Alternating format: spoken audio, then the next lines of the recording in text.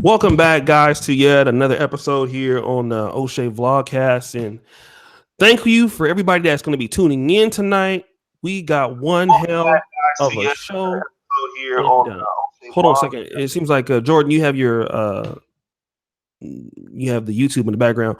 But today we have a very special show with a very unique panel. And as you guys know, on Sundays, this is pretty much reserved for YouTubers that have somewhat of an audience. But we today is a special situation because we're going to be talking to different African American black men that see Black America from their own unique perspectives. We have some people who are Trump supporters on the panel. We have some people who hate Donald Trump. We have some people who don't think that white supremacy exists, and we have some people who think just the opposite. We have people who are moderate. So I think this panel is reflective of black men in America and how they may see the world. Now, Anthony Brian Logan is supposed to be on. He does have the link. I know Dynasty Mirror Information Man was on for some time, but he has some issues. He'll be coming back. But let me just introduce the panel. We have some very special brothers here. Let me start off with my man, the Uber guy. What's going on, player? What's going on, man? It's Uber guy. Shout out to O'Shea. What's going on, everybody? It's about to go down already, Shout out to the Uber guy.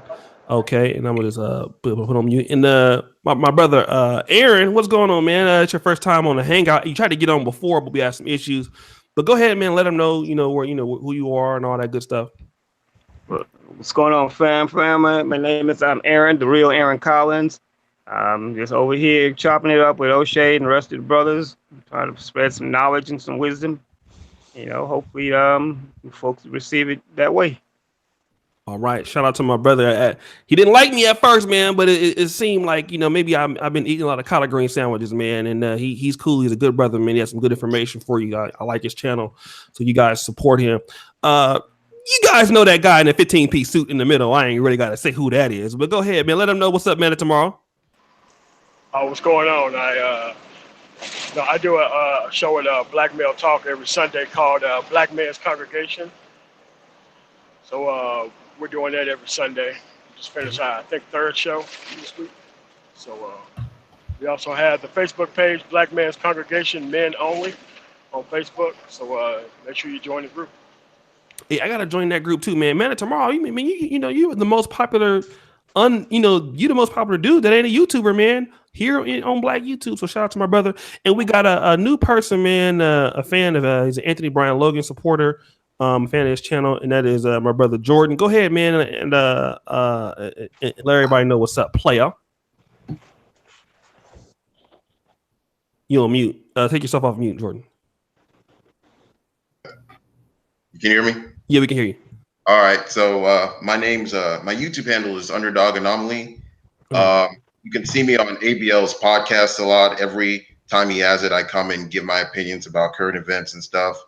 And there's not much else to say. I'm just some dude who harassed O'Shea to get on this debate. So, he's talking a lot of shit, man.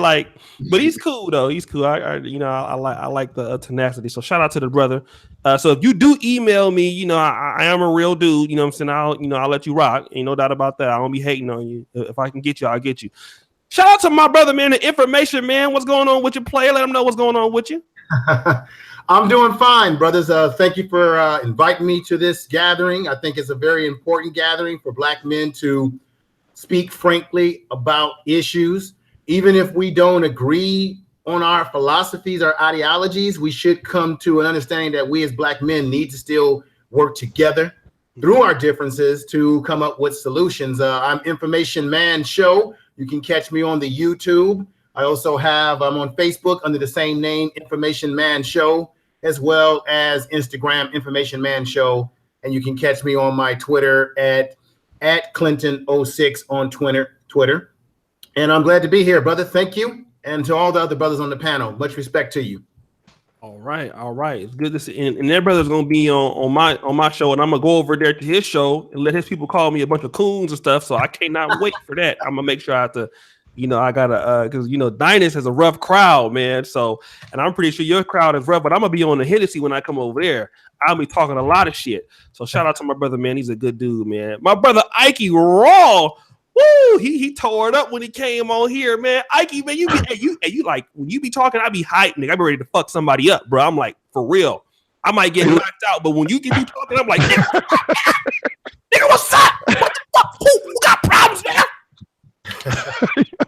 O'Shea, man. Hey, that's how big. Listen, that's how peace sometimes. If you gotta fuck somebody up, you gotta fuck somebody up. Cause sometimes that's what it takes. Motherfuckers don't want to listen, man. That's what it takes, man. I'm Mikey Raw. I'm straight from North Philadelphia, man. I'm here today with the brothers. We gonna get into this shit, man. Whoever don't fucking like it, you don't fucking like it, but you will listen and you will learn. Let's get it. That's what I'm talking about. Yo, I'm coming to Philadelphia, man. We gonna make a rap album. Fuck that. Let's do it. I'm gonna be your hype man though, cause I can't rap. No, I don't rap either. Just give me a flashlight and an empty Hennessy bottle, and I'll just be in the back doing something. But that be me. I'm all about the Henny. For real. Like, my nigga right there. And then my last but not least, the great black shark. You know what I'm saying? What's going on with your shark? Hey, man, let's just go ahead and take the glove. Let's go ahead and get it popping. Let's get ready to rumble. Yeah, okay. All right, let me start here real quick, man. I'm gonna start. Actually, let's work it like this. We'll start from super slide. We'll go to the other way around. The topic is because Anthony Brian Logan, who is not here. Usually he's on time. But I don't know what's going on, man. Maybe the white man is holding him back today. Anthony Brian Logan and some people feel that white supremacy it's just in black people's minds. Like it was something that existed, 50, 60 years ago. But the reasons why black people are not succeeding today has nothing to do with white people. Individually, the white person is not suppressing any black person in America. People will say there are other groups that like Nigerians are doing well in America. So that, that the white man is just a kind of white supremacy is a boogeyman kind of complex. It doesn't exist. What would you say, to someone who has that particular theory? Well, the first problem I had with ABL, but he's not here though, because the last pod, he dismissed Mac City and the other brothers' experience being pulled over by cops and whatnot. And I had went through the same thing maybe a month prior. So the first things first, we gotta stop dismissing people's dealings when it comes to issues when you get pulled over for whatever reason if it's not legitimate. That's the first problem. Not acknowledging someone's situation or their experience. There's too many laws on the books for a person of color to sit here and say it doesn't exist. It's just of the mind. Just because you ain't been pulled over, just because you haven't been profiled, you've never been harassed, or you've been able to succeed and hit a certain plateau does not mean it doesn't exist for everybody else. Now, I'm not here to sit here and say, well, he made it because they allowed him, not to discount his hard work and whatever the case may be, but you'd be a fool, an uneducated fool, to sit here and say it doesn't exist. Yes, do we have problems amongst each other as men and women? Yes, we do. But at the same time, once you get past that, then yeah, there are laws in the books. There are policies in place. There's a government that will tell you flat out, you're not allowed to succeed in mass. And yes, we all know immigrants are allowed to come over and they're given American resources that we pay taxes for to further supplant us on the bottom. So it's disingenuous for anyone to have that mindset to say, well, it's all in your mind. That's disrespectful. That's disrespectful to your grandparents, your great-grandparents. Somebody in your family picked cotton against their will. Somebody in your family had to mine some diamonds and gold against their will. So that's just disrespectful altogether, in my opinion. Okay. No, good way to open it off. And let me go to my man Ike Raw. Ike, I don't know if you heard the question, but what's your opinion on this whole idea of white supremacy existing? Oh, I'm glad I came in on this topic. I just was going through some things with some other people talking about white supremacy. Just to touch on what he was saying, I do believe myself that a lot of people use the word white supremacy and everything like that. It is a belief. I mean, at the end of the day, we can go back and forth and debate it all we want, but I mean, I don't wake up, just like I said before, I don't wake up. I'm never going to teach my children to wake up and think that there's some white man or some white woman out here stopping me to, doing what I could do in my life. Because, in my life, that doesn't happen for me. Of course, he was talking about, the laws on the books, but when we dive deeper into it, I mean, let's really talk about it. We do have a lot of us who do put ourselves in certain situations where we can succeed. You know what I'm saying? We will sit back and take stuff from the government, you know what I'm saying, when we can do better because we won't. You know what I'm saying? That's not white supremacy. That's sometimes us just taking what the fuck, you know what I'm saying, we are accustomed to having. Us being raised, like I said before, in public housing and shit like that. Us not wanting to further our education because we see easy jobs that we can get instead of doing shit like that's not no white supremacy telling us, oh, I'm stopping you from doing this. We got right here, I had a conversation last week about some young black people who refuse to take scholarships to a community college because they say, I don't want to go to the community college, but it's free. I mean, you got black people who have attitudes like that. I want to go to, a university or something. Understand what I'm saying? But somebody giving you free education, but because you quote unquote got this this image where you don't want to go to community college. That's not no white man. That's not white supremacy telling you you can't come to this community college. That's you saying, I think I deserve better. So I could go deep and deep into this shit, but at the end of the day, I don't believe in that bullshit. To be honest with you, I haven't really started hearing about it until that fucking riot in Charlottesville last year. So, I mean, that's what I got to say about that shit. Okay, no, strong points. Okay, let me go to my man, the information man, and I want him to go ahead and weigh in on it. Go ahead, information man. What's going on? What's going on, everybody? Let me just say this right now. I don't know what all our ages are here. I'm 48 years old, going on 49 years old. I've had some life experiences. I have dealt with racism up front and personal, whether it be when I was growing up as a young man, college. I have been stopped by cops. I have been profiled personally, and I've lived in one of the most so-called liberal places in the country, which is San Francisco, okay, which has a hell of a lot of racism that people don't even know about unless you actually have lived there, not just visit there. Okay, so I would say this is that I don't think that I wake up every day thinking about, hey, when I go out in the world, there's white supremacy that's going to stop me. I don't think most black people do that. I just think we simply get up, we brush our teeth, we eat, we put our pants on one leg at a time, we go out into the world, and I believe racism, white supremacy, whatever you want to call it, it comes to us. We don't look for it. It comes and fucks with us. Okay. So keep in mind that it's not just direct racism, but it's direct racism and there's subliminal institutional systems in this country. Anytime when I go looking for a home, someone's trying to redline me and trying to disdirect me to live in this neighborhood. Don't tell me that's not white supremacy, because white supremacy is based off of who controls the society. Black people in this country do not control the institutions of this society. We do not make decisions. We simply wake up, live our life, and hope that we don't run into some bullshit. So even though as an individual, you might be doing well for yourself, it don't discount the fact that there are other black people that are independently or getting affected by this. And there are more young black men and ladies going to college. Yes, we are going to college. We are striving for more. But don't discount those that are being impacted by this institutional racism, because when I went to college, I dealt with it. I dealt with racist teachers in the university, okay? I had to deal with it. So just because most of us, when we make it, I know from my age point of view, my age bracket, I've had to deal with going over the hard side of the mountain. So to think, you got to remember that it is a system.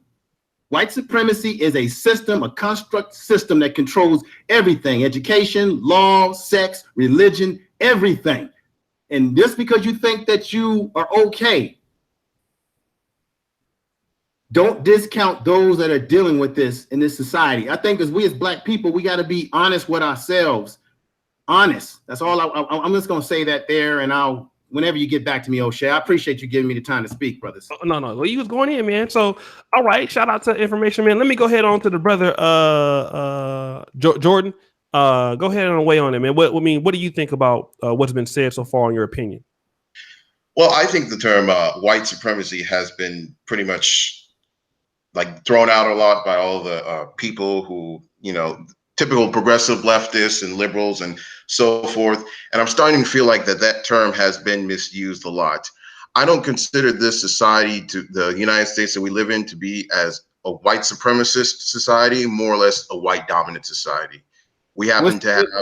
Well, let him finish. What's the difference? Let him finish. If the society is dominated by white people. Hold on, man. Let him finish. Black people. Let him finish information, man. Let him finish. Go ahead. What white supremacy entails is not just the dominance of white people, but the idea that these white people believe that black people are intellectually and morally inferior to the white population, which gives them the justification to say that we should be able to control the entire population. What I want to say is that I want to disprove all of that by, trying to sway away from things like federal government involvement and so forth, and to be able to improve ourselves and to find a way to combat the system that we live in a society that black people are having trouble living in, is to be able to find solutions within that, instead of saying that this is the white man's fault, that we need to do something about it. And I think that's what we need to do at the end of the day, because the point of white supremacy is to show that is to try to prove the likes of people like Jared Taylor and Richard Spencer and Nick Fuentes on YouTube with American Renaissance and other shows, other places like that, is that they're trying to prove that white people are superior in every fashion compared to black people and Hispanic people in that way. And what I want to do is try to stop that. I want to improve black people within ourselves with economics, with infrastructure and all sorts of things. Bring back something like Black Wall Street or black businesses in general, things that help uplift the black community, like in the 20s and the 50s and other places like that. And so that's kind of the gist of it. Okay, hold on a second. Let me ask you also this real quick. Somebody's echoing. Jordan, do you have the YouTube playing in the background? The stream? You can mute the stream. I turned it off. Okay. Just last thing. I saw a video from you tonight, and we're going to talk about this. You do believe that affirmative action for black people should be cut, right? Yes. Okay, y'all heard that. We'll talk about that tonight, because he just said he thought affirmative action should be cut. I know that's going to be very controversial, so we're gonna come back to that. So I really actually thank you, because you gonna step in for ABL tonight in a big way, brother. I don't know if you know that, but let's go to Man of Tomorrow. My brother, man, with all that money, man. Let me borrow $10. I'm gonna get to everybody here. Thank you, brother, for supporting. Go ahead, ABL. What do you think? I mean, not sorry, ABL, but Man of Tomorrow. What do you think about this whole white supremacy idea? I mean, as a person who grew up in the South, I can't imagine anybody even saying that. Like my grandfather, he served in World War II. He came back. He didn't get the GI Bill benefits. He built the whole city on one leg once he got his leg cut off and he lost during the war. And he was not able to get a job. He wasn't, not a job, sorry, a business loan. He wasn't able to get anything because of the system that was around him in the Mississippi Delta that pretty much kept him out of the American experience. Now, what conservatives need to be very clear about, when was this era where black people in this country was treated on the same level as white people? We need to know what that era is, because it haven't came yet.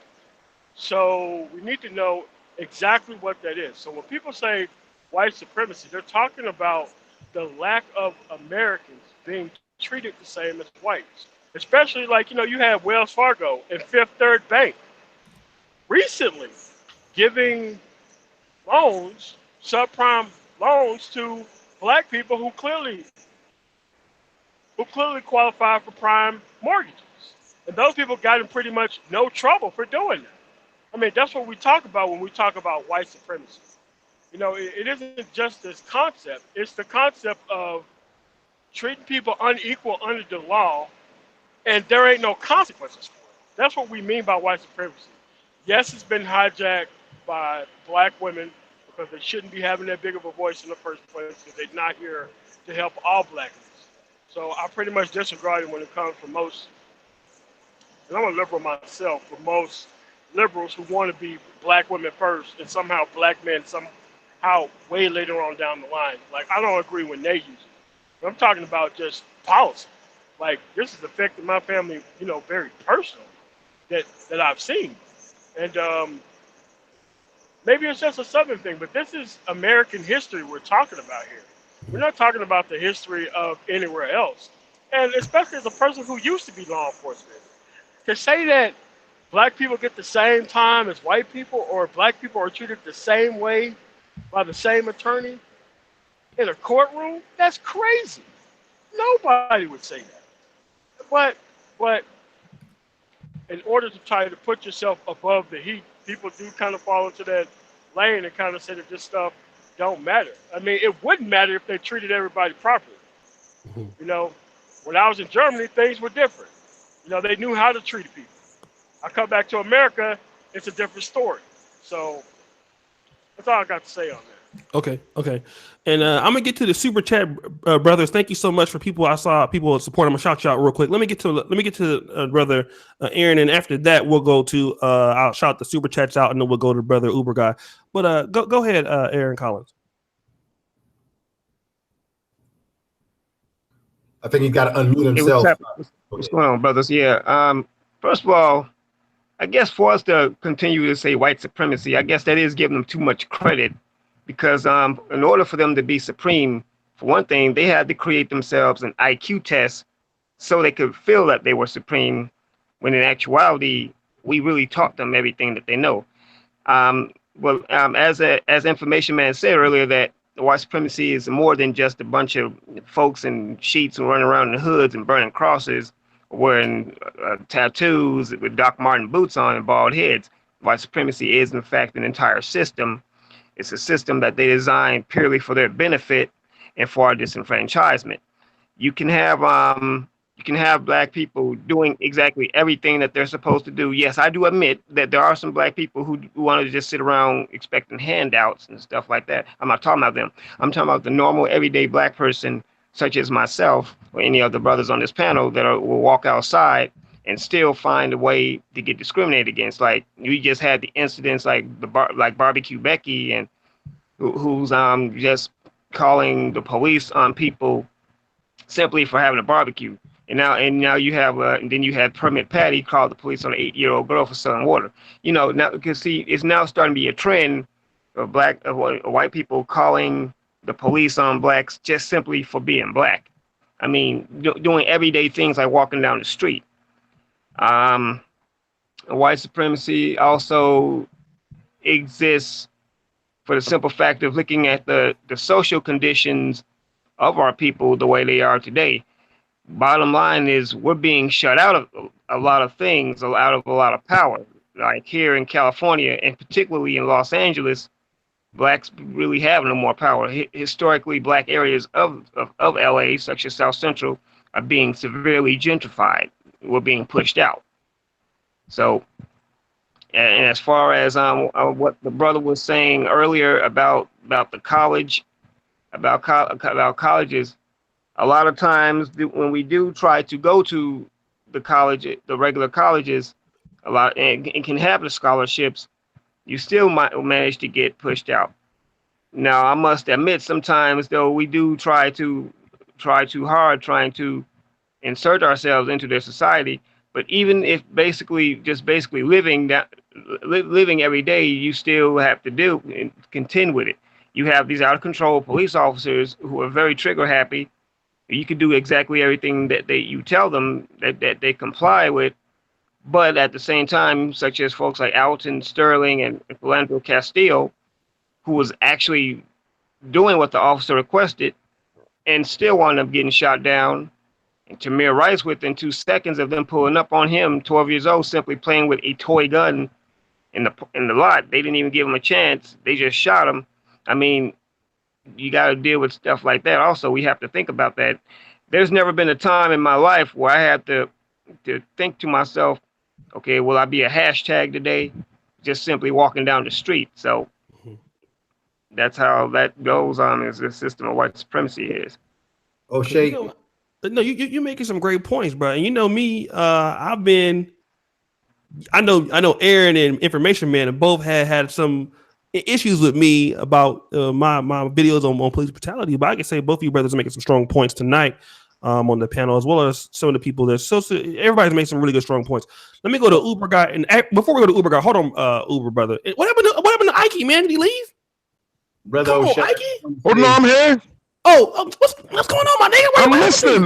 Listen. I'm listening. I don't like interrupting people. I don't like interrupting people. I'm listening. I'm here. Oh, you changed to the Debo thing. Okay.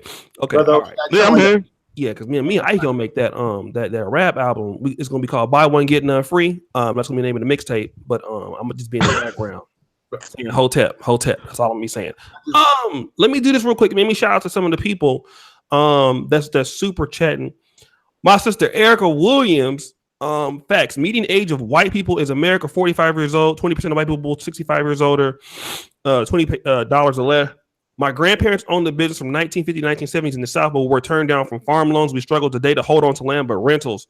Osha, this is an awesome topic. I wouldn't mind getting in on that if it's possible. I will send you a link. Erica also, I've done an interview with her. She has a great business channel. Erica, if you want to come on tonight, I usually never have women on really on the male panels, but I'll let you rock because you've always been so nice and you have really good information. So shout out to Erica. So Erica, if you want to come on, you can come on too. Howling Thunder, Brother O'Shea, as soon as I get through looking at your earlier videos, you make another one, man. I can't keep up. But at some point, black men and black women have experienced some type of radical power from this country. Shout out to my brother Howling _Thunder 96. He got on that nice tide. That boy going for an interview. Boy, Hotep. Okay, exactly. In college, lots of stereotypes. Many white girls in dorms talking about black dudes like sex objects. Professors assuming that you're poor. That's happened here with me. Like I've had people like yo, where you from? USA? No, you're from Africa. Like, where you from? Like, no, you're African. Just things like that. But Brennan Taylor Hotep, Studio Artifacts. Didn't Malcolm X say something about Africans can come to the United States and the rules on the books against black Americans don't apply to them? All right. Shout out to MGTOW Unique. Thanks for being my first Patreon. Dropping over 80 podcasts for free. Thanks for inspiring me. S. Curl King. Shout out to you. Eric P. All-Star Panel. Don't need to like Forever No Shade. Project Truth RBG, Black Men's Revolution, WordPress.com. Check it out. Bruh, hit me up, man. We'll definitely promote it. Okay, let's go to Brother Uber Guy, man. Let him get his shine on real quick. And how you feel about this? All right. Yeah, I'm Jimmy J, Uber Guy, Trump supporter and everything. And on the topic of white supremacy, you're going to be very surprised about this. Anthony Brown Logan. My bad. Anthony Brown Logan is 9 p.m. Eastern. 3 p.m. Eastern Standard Time. It's 9 p.m. my time. My bad, bro. I don't know. If you want to come on, no, you can't. Go ahead, Uber Guy. No, but so real talk, like every single last one of the black men that just spoke said points that I 100% agree with. We need to learn what white supremacy is, first off, as far as the policies instead of other things. There's one person named Man with the suit or whatever. He elaborated on it perfectly to where I wanted to go to. Specifically, we got to stop calling it white supremacy because there are elites and there are black people that do not like black people that are elites also, and you might as well just call it upper class supremacy if you want to. But what we need to start looking at is things like privatized banking. That is a huge topic when it comes to white supremacy, and that's why I believe quote unquote white supremacy, because it's not white supremacy, it's something way bigger than that. That's why that is there. We need to look at why our culture and why our communities are set up the way they are and being gentrified the way they are, and our young black men are being put in jail and the women are being disrespected the way they are. That is really the whole origin of white supremacy, and we need to really go deep into it. Specifically, the number one part of white supremacy is privatized banking. There's a reason why, just like Man was saying, you can't go to get a loan and be a black person. There is a reason why that is there, because America has already put you in a group as either white or black, not Hispanic. Blacks don't understand that there's a time where maybe Hispanic supremacy might come up next, and we won't even know what the hell that is. Or Chinese. Right, you want it. I did a video about this. You got Latino gangs that are killing black people in California. Now, let me tell y'all something. I work in the prison system. I deal with gang members personally. I work in mental health. I deal with white supremacists. So I know something about white supremacy because I look at it in its face every day at work when I'm at work. The Latino gangs are having a green light on black folks in this country, particularly in California, through the Mexican mafia. I get the statistics at work because I'm in the system. I deal with counseling brothers, trying to get them out of prison, trying to get them to stop what they're doing. So I see white supremacy up front. So I'm not one of these guys on YouTube who just do a lot of talking. I deal with them at work on a daily basis. Hold on, wait. We get that. We get that. Go ahead, Uber guy. I'm gonna let y'all trust me.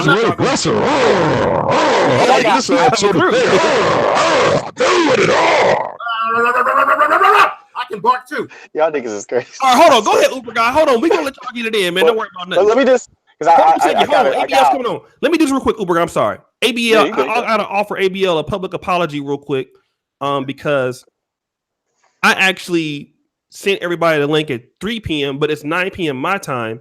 And so what I did was I told ABL 9 p.m., but I was really referring to 9 p.m. Polish time. So I want to apologize to you. ABL, if you look at your Facebook, the link is there. So you can just join the stream, and it's really going to get ugly. So I'm just let y'all know that right now. But go ahead. Finish what you had to say, brother. Yeah, but back to what I was saying, because information, I get what you're coming from and everything. See, but we all see it right now. Right now, I'm looking at it in my face also. But we have many of different races, and some people that keep saying white supremacy aren't even black. You got to understand why America brought up white and black. Why on your application they ask you if you want to define yourself as white or black. Why are privatized banks not allowing black people to prosper? That is something that is absolutely there. There's a reason why blacks are being locked up a lot more in the inner cities. Is because they have a huge control and influence on our culture. Okay. You feel me? Yes. You know what I'm saying? So I'm not I do want it to get known out there that I bang with my black people heavy. But we gotta be like smarter than not even white people, because this is white people that's broke as hell right now. You know what I'm saying? But as far as elites or class or not, we got to understand that there are privatized banks that are in place years ago that was put. There are actual policies put in place that has to do with white or black. Yet there's Asians, Hispanics, and all that in here. And you're elaborating on something that I like, the Hispanics and whatnot. That's where it leads to. We got to stop saying white supremacy, because all that is doing is making us look at something and not know what the hell it is. We're not showing people what it is. It starts with the privatized banks, first off. It's called buffering. There's some people that will be buffers for white supremacy that will clash down on us. Now, let me, if you don't mind me, José, I don't want to take up people's time. No, go ahead. It came from Thomas Jefferson, 1743. He died in 1826. He says here, they never wanted private banks.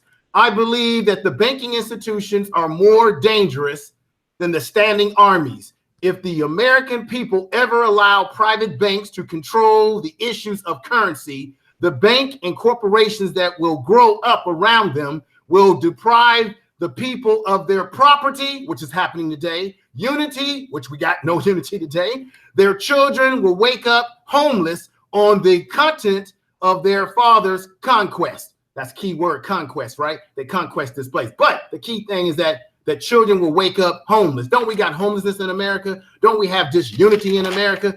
Isn't the banking system draining us, just like what this brother was saying? And I'll shut up. Okay. Let me just say one more thing also, since I am a Trump supporter. I know I'm going to get a lot of shade, but I don't give a damn. Right now, you have a president in office that is trying to make an not evil. Some people will say evil. I say even playing field, you know what I'm saying?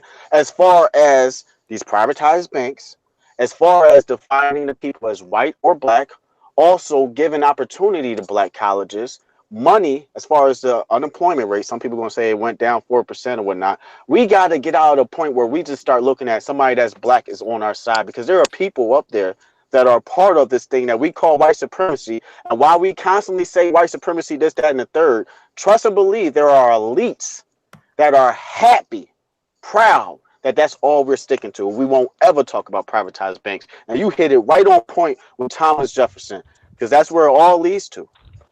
I'll stop. I'm good. Okay. I want to say something really quick. I want to make some interesting points.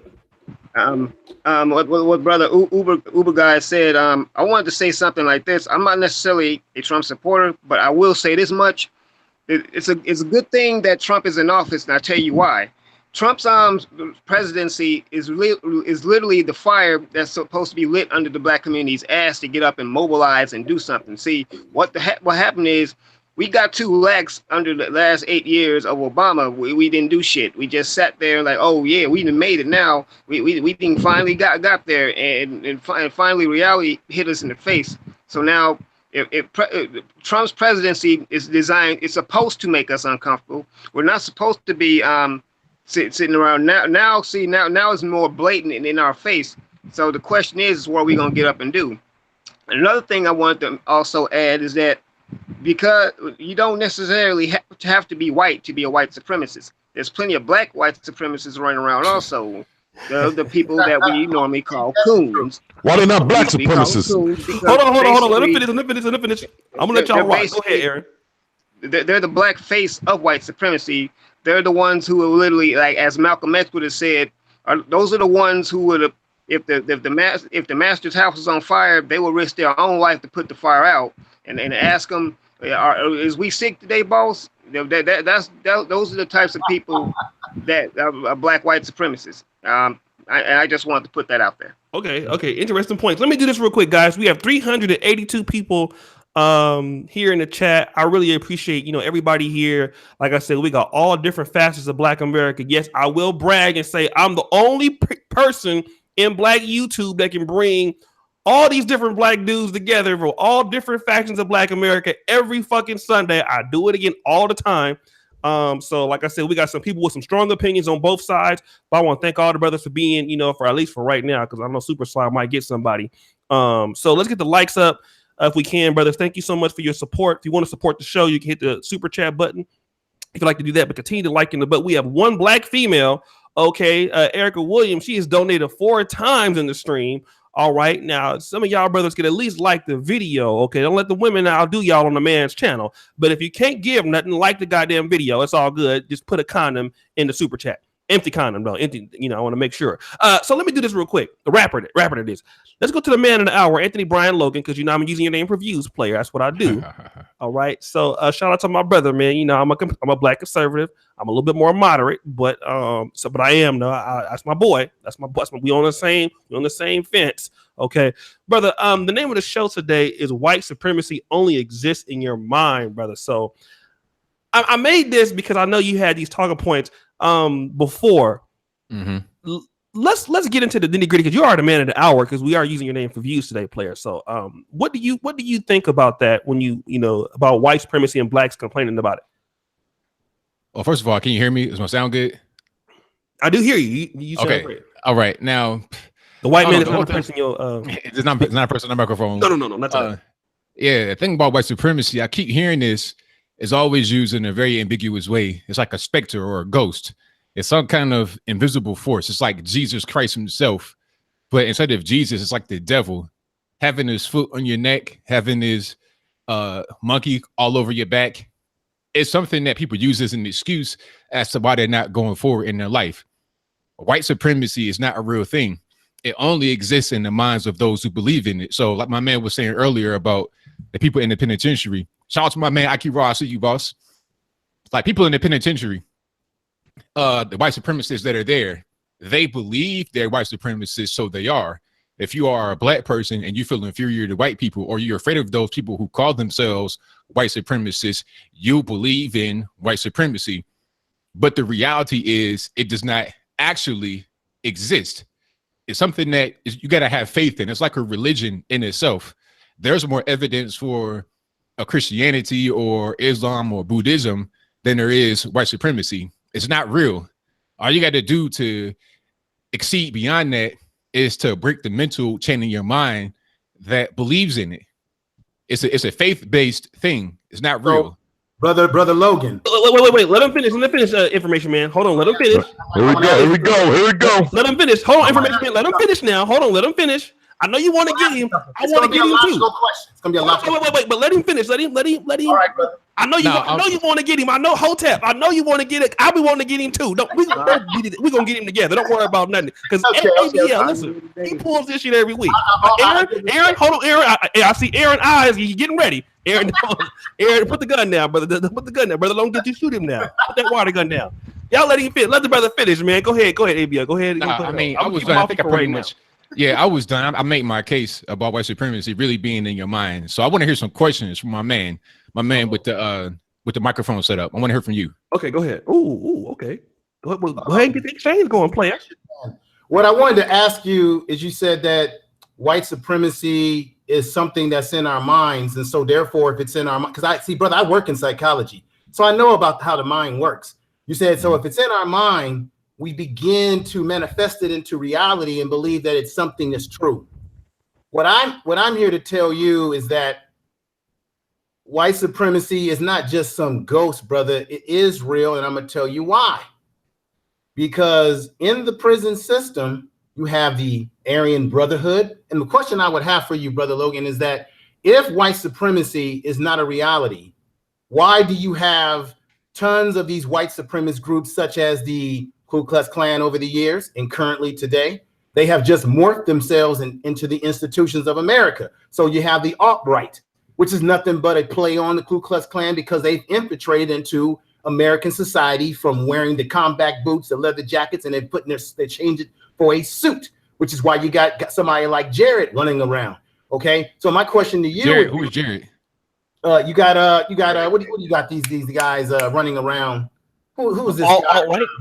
Oh yeah, you got these alt-right individuals that are running around. They got the suits on, they've got the hair, cut a certain way, and they've decided to go into business, go into politics to push that white supremacy, as I would call it. My question to you is, of just a few years ago, sometime back, I think it was the FBI who came out. They had data that said that they believe that the police forces in this country, as well as the military, have been infiltrated by these particular type of hate groups who pushed white supremacy. And as you say, your brother, you say it's white supremacy is in their mind, that they believe it. But brother, they don't just believe it, brother, they kill us. And because I know why they kill us, because I look at the statistics at work. I see their murders. Okay, who's killing blacks the most? Huh? Who's killing blacks the most? Oh, I can bring up the statistics for you, brother, right now. I know the stats, so I'm asking you right now. Who kills blacks? Yeah, that's your question. Statistically, white people do more killing and crime in this country. I didn't ask you that, sir. I did not ask you that. I asked you who kills blacks the most. Yeah, it was a simple question. Simple question. Yeah, it's a simple question. I'll answer to you like this. Whenever anyone that lives in close proximity to their community will kill each other. So black people will commit murder on black people, just as white people commit murder on white people. And Chinese, I live in the Sacramento area, and you have Asian gangs. Guess who they commit their crime on? They commit it on other Asians because they know kills. So who kills each other, sir? Hold on, sir. Hold on. Who kills each other at the rate that blacks kill each other? Wait a minute. So you're saying that there's not white on white crime? Because in this society, I didn't say that. I said who kills each other at the rate that blacks kill each other. No, brother. I can break it down to you. I work in the California penal system. Do you know that most of the brothers that are in prison in California, and we incarcerate more people than anybody, most of the brothers that are in there for drug sales and I'm not asking about drugs, not murder. So this whole thing that we kill each other wholesale is not true. Yes, black people will commit crime on each other because statistically, whenever you live close to each other, you do. White That's not what I'm asking. Murder on themselves too. You're not answering the question. He did answer it. He said black people. I said who kills each other at the rate that blacks kill each other. Oh, do you understand what that means? Like, okay, I'll break it down to you like this. I'll break it down to you like this before you answer. I'll break it down to you like this. Okay, black people, we're about 13% of the U.S. population. No, we're not. That's a lie. Hold on, let me finish. Hey guys, hold on one second. We got other people that gotta talk too, so I'll let you guys exchange. We got other people too. Let me finish. Let me finish. We're not 13%. That's a lie. Okay, whatever. But according to the actual numbers we have in the books, if you have any other proof, let me know. But for right now, let's go off of the numbers that we know that we can prove. Blacks are 13% of the U.S. population, but we account for 52% of all murderers in the U.S. and 48% of all the murder victims. And we're 95% of the time killing each other. So how is it that we have such a highly disproportionate rate of homicide in our community if we're not the main ones that kill each other at a very high rate? The number one leading cause of death, the number one leading cause of death. I'm looking at the numbers. 34 is homicide. That's more than any other group. So how do you explain that? I'm looking at the numbers. We got white people at 44.7%. They do murder on each other. This is FBI statistics. Okay. Black people are only a few numbers above white people. We're at 52.6%. I'm looking at FBI numbers right now. Okay. You're reading, sir. Hold on. You don't know how to read the numbers. Basically, we're not. No, this is FBI numbers. I'm looking at the FBI totals right now. He said 46%, and then he said blacks are a few numbers above. Like, come on, man. We're gonna talk real. Let's be real. Let's have a real conversation, man. Have a real conversation. I'm being real with you. The point is, you don't know how to read. We're not the only ones that's killing ourselves. White people are committing murder too. They're at 44. Sir, you're missing. You're emotionally driven. You're missing the point. Yeah, you just want to scream and yell. Just because you keep saying you got degrees and you work in prison don't mean that you know what you're talking about. I've been in prison. Let me tell you something about being in prison. We don't give a fuck about no white supremacists. Ain't no white supremacists in no fucking Philly jails. We don't play that shit. You let white supremacists rule you if you weak enough to let them rule you. We don't play that shit. We don't play that shit in Philly. I'm in Philly. We don't play that shit. Hold on. You ain't scaring nobody. Don't turn the show into a nigga show. Hold on, hold that, brother. Hold that. You want to keep screaming. Nobody care about that screaming shit. Information man.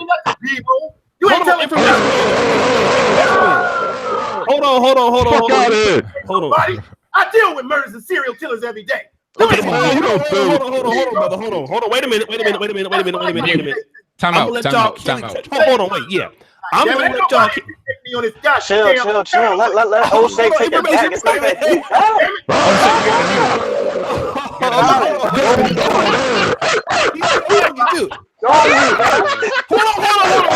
Wait. I'll end the show, goddamn. Don't play with me. Hold on, wait a minute. Y'all, you black men get together now.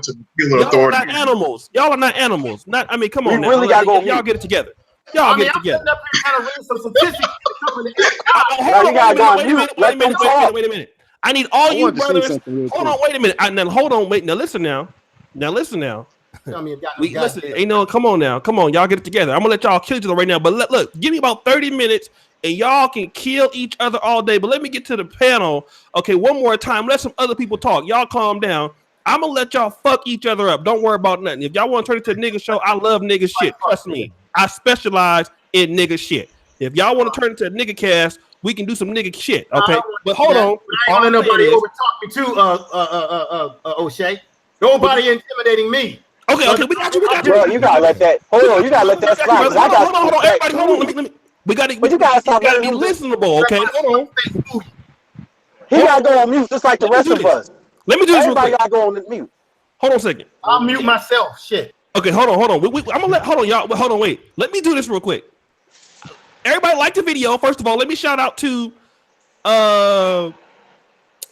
Big J. I'll try to get you on before. I sent out one more link already to Art Banaka. We got let me see it. 1, 2, 3, 4, 5, 6, 7, 8. Me 9. Okay, if Art doesn't come, Big J, I'll let you get on. We got 5 people watching. And Big J, I'll definitely get you on before the night is over. Okay, so guys, let me do this real quick. I want to start off with this time. Well, let me not do that. I'm gonna go to my man Jordan. Jordan, you talked about affirmative action, okay, being deleted. Yeah.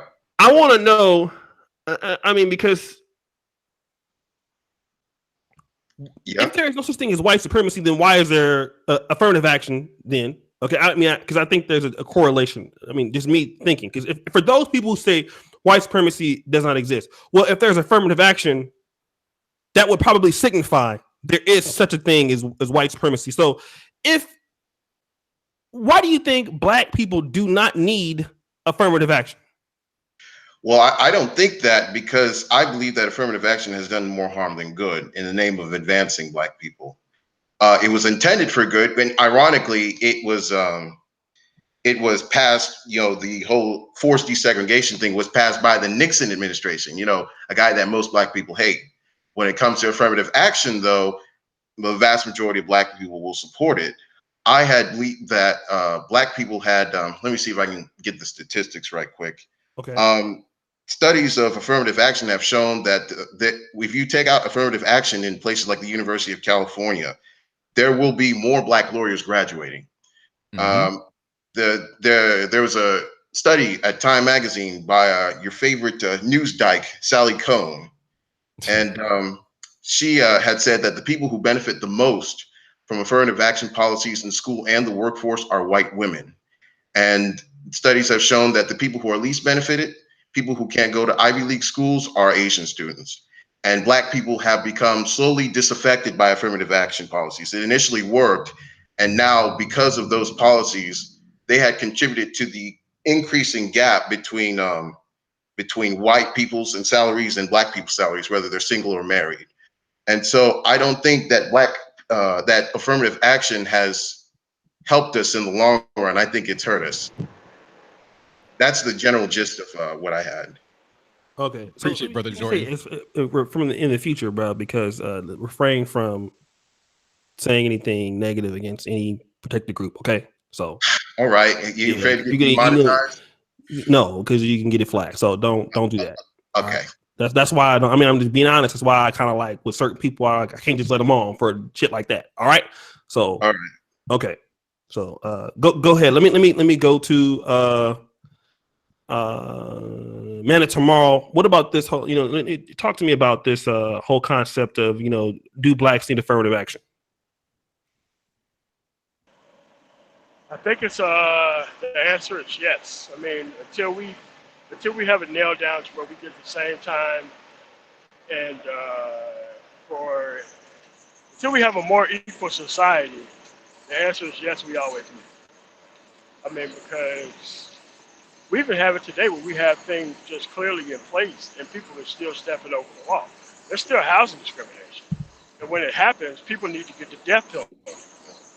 So that's why they need to take it a little Death bit more penalty? seriously. Like, I Well, mean, I'm it sorry. takes a Hold on. lot I saw a death for you penalty. to Heard bring. what? Okay, who needs to get death penalty? Yeah, yeah. I think you should. I mean, because it's pretty basic in America. It's just equal protection under the law.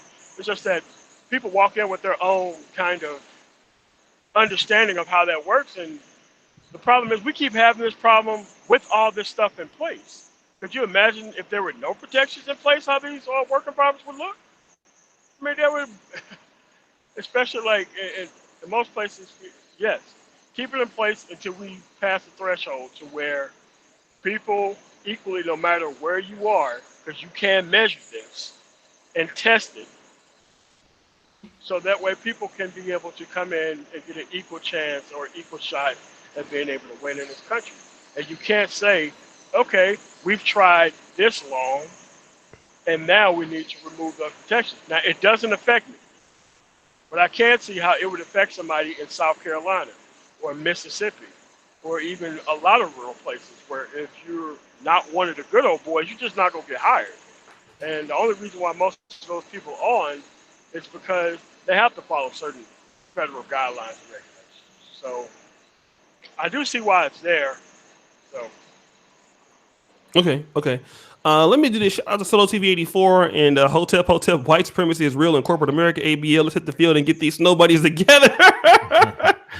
Shout out to Junk Pile Video O'Shea. Thank you for getting that mess under control. Yeah, hey man, hey, I will take the blame. I knew it was gonna get ugly with all these personalities. So listen, I gotta act like I had a hand in there. See, so you're gonna get explosion shit when you put brothers with these kind of personalities. Let me go ahead on to my man Super Sly 75. Let him weigh in. And guys, what I'm gonna do is I'm gonna just order some food real quick. Please do not put a bloodbath by the time I get back. Hotep, go ahead, brother Super Sly. Okay, so quickly, laws on the books. We got Reconstruction era, we got apartheid, we had the New Deal, we had the Trail of Tears, we had the Naturalization Law of 1790, 1795, 1798. We had the American Indians Citizen Act of 1924. We had the Dred Scott case.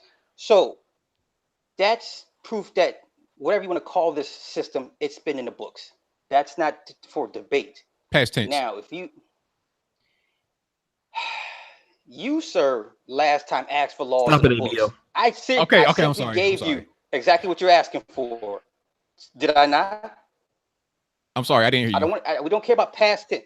Remember the last time we conversed, you said I want laws on the books. I gave you laws on the books. Please, let's not go with the past tense. You But asked they're for not on the you books asked right for now. proof. You asked for proof. I gave you proof of laws in the books, regardless if it's been ratified, amended, or not. I'll let you go These are ahead. laws I in ain't the gonna books, interrupt.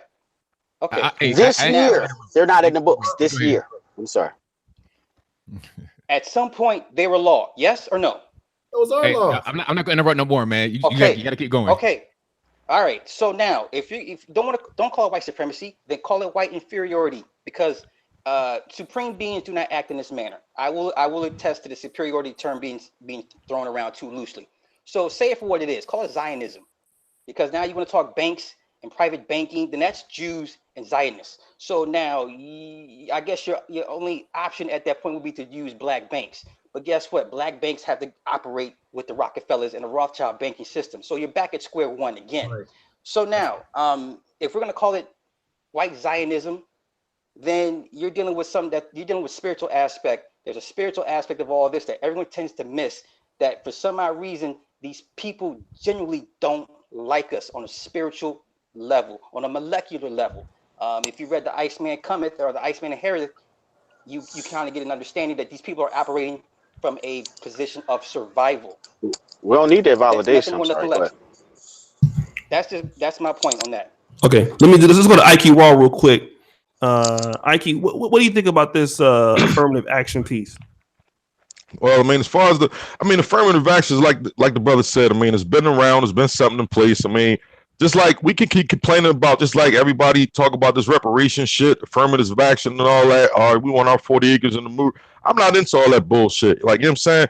It is what it is. If you didn't get the fucking job, you didn't get the fucking job. Like, you know what I'm saying? Maybe you need to try fucking harder. You know what I'm saying? At the end of the day. Like, you know what I'm saying? I'm not one of them motherfuckers who want to keep crying, oh, I want my reparations. Oh, I got affirmative action. I'm supposed to get this. I'm supposed to get that. Boo-hoo-hoo. Cry me a fucking river, man. Like, come on, man. Hey, here it is. It's 2018. We about to go into 2019. We talking about laws from 1929, 1918. Shit they haven't been respecting for 200 fucking years, man. So we keep saying that they don't respect us as white supremacy, just like you said, it's white inferiority. That's what the fuck it is, man. So let's call it what the fuck it is and move the fuck on, man. Just teach your children better. Don't teach your children that what motherfuckers are superior than you. You know what the fuck? Look up the definition of superior. Ain't nobody superior than me, and I'm not gonna tell my fellow brother that somebody is superior than you. Fuck all that, man.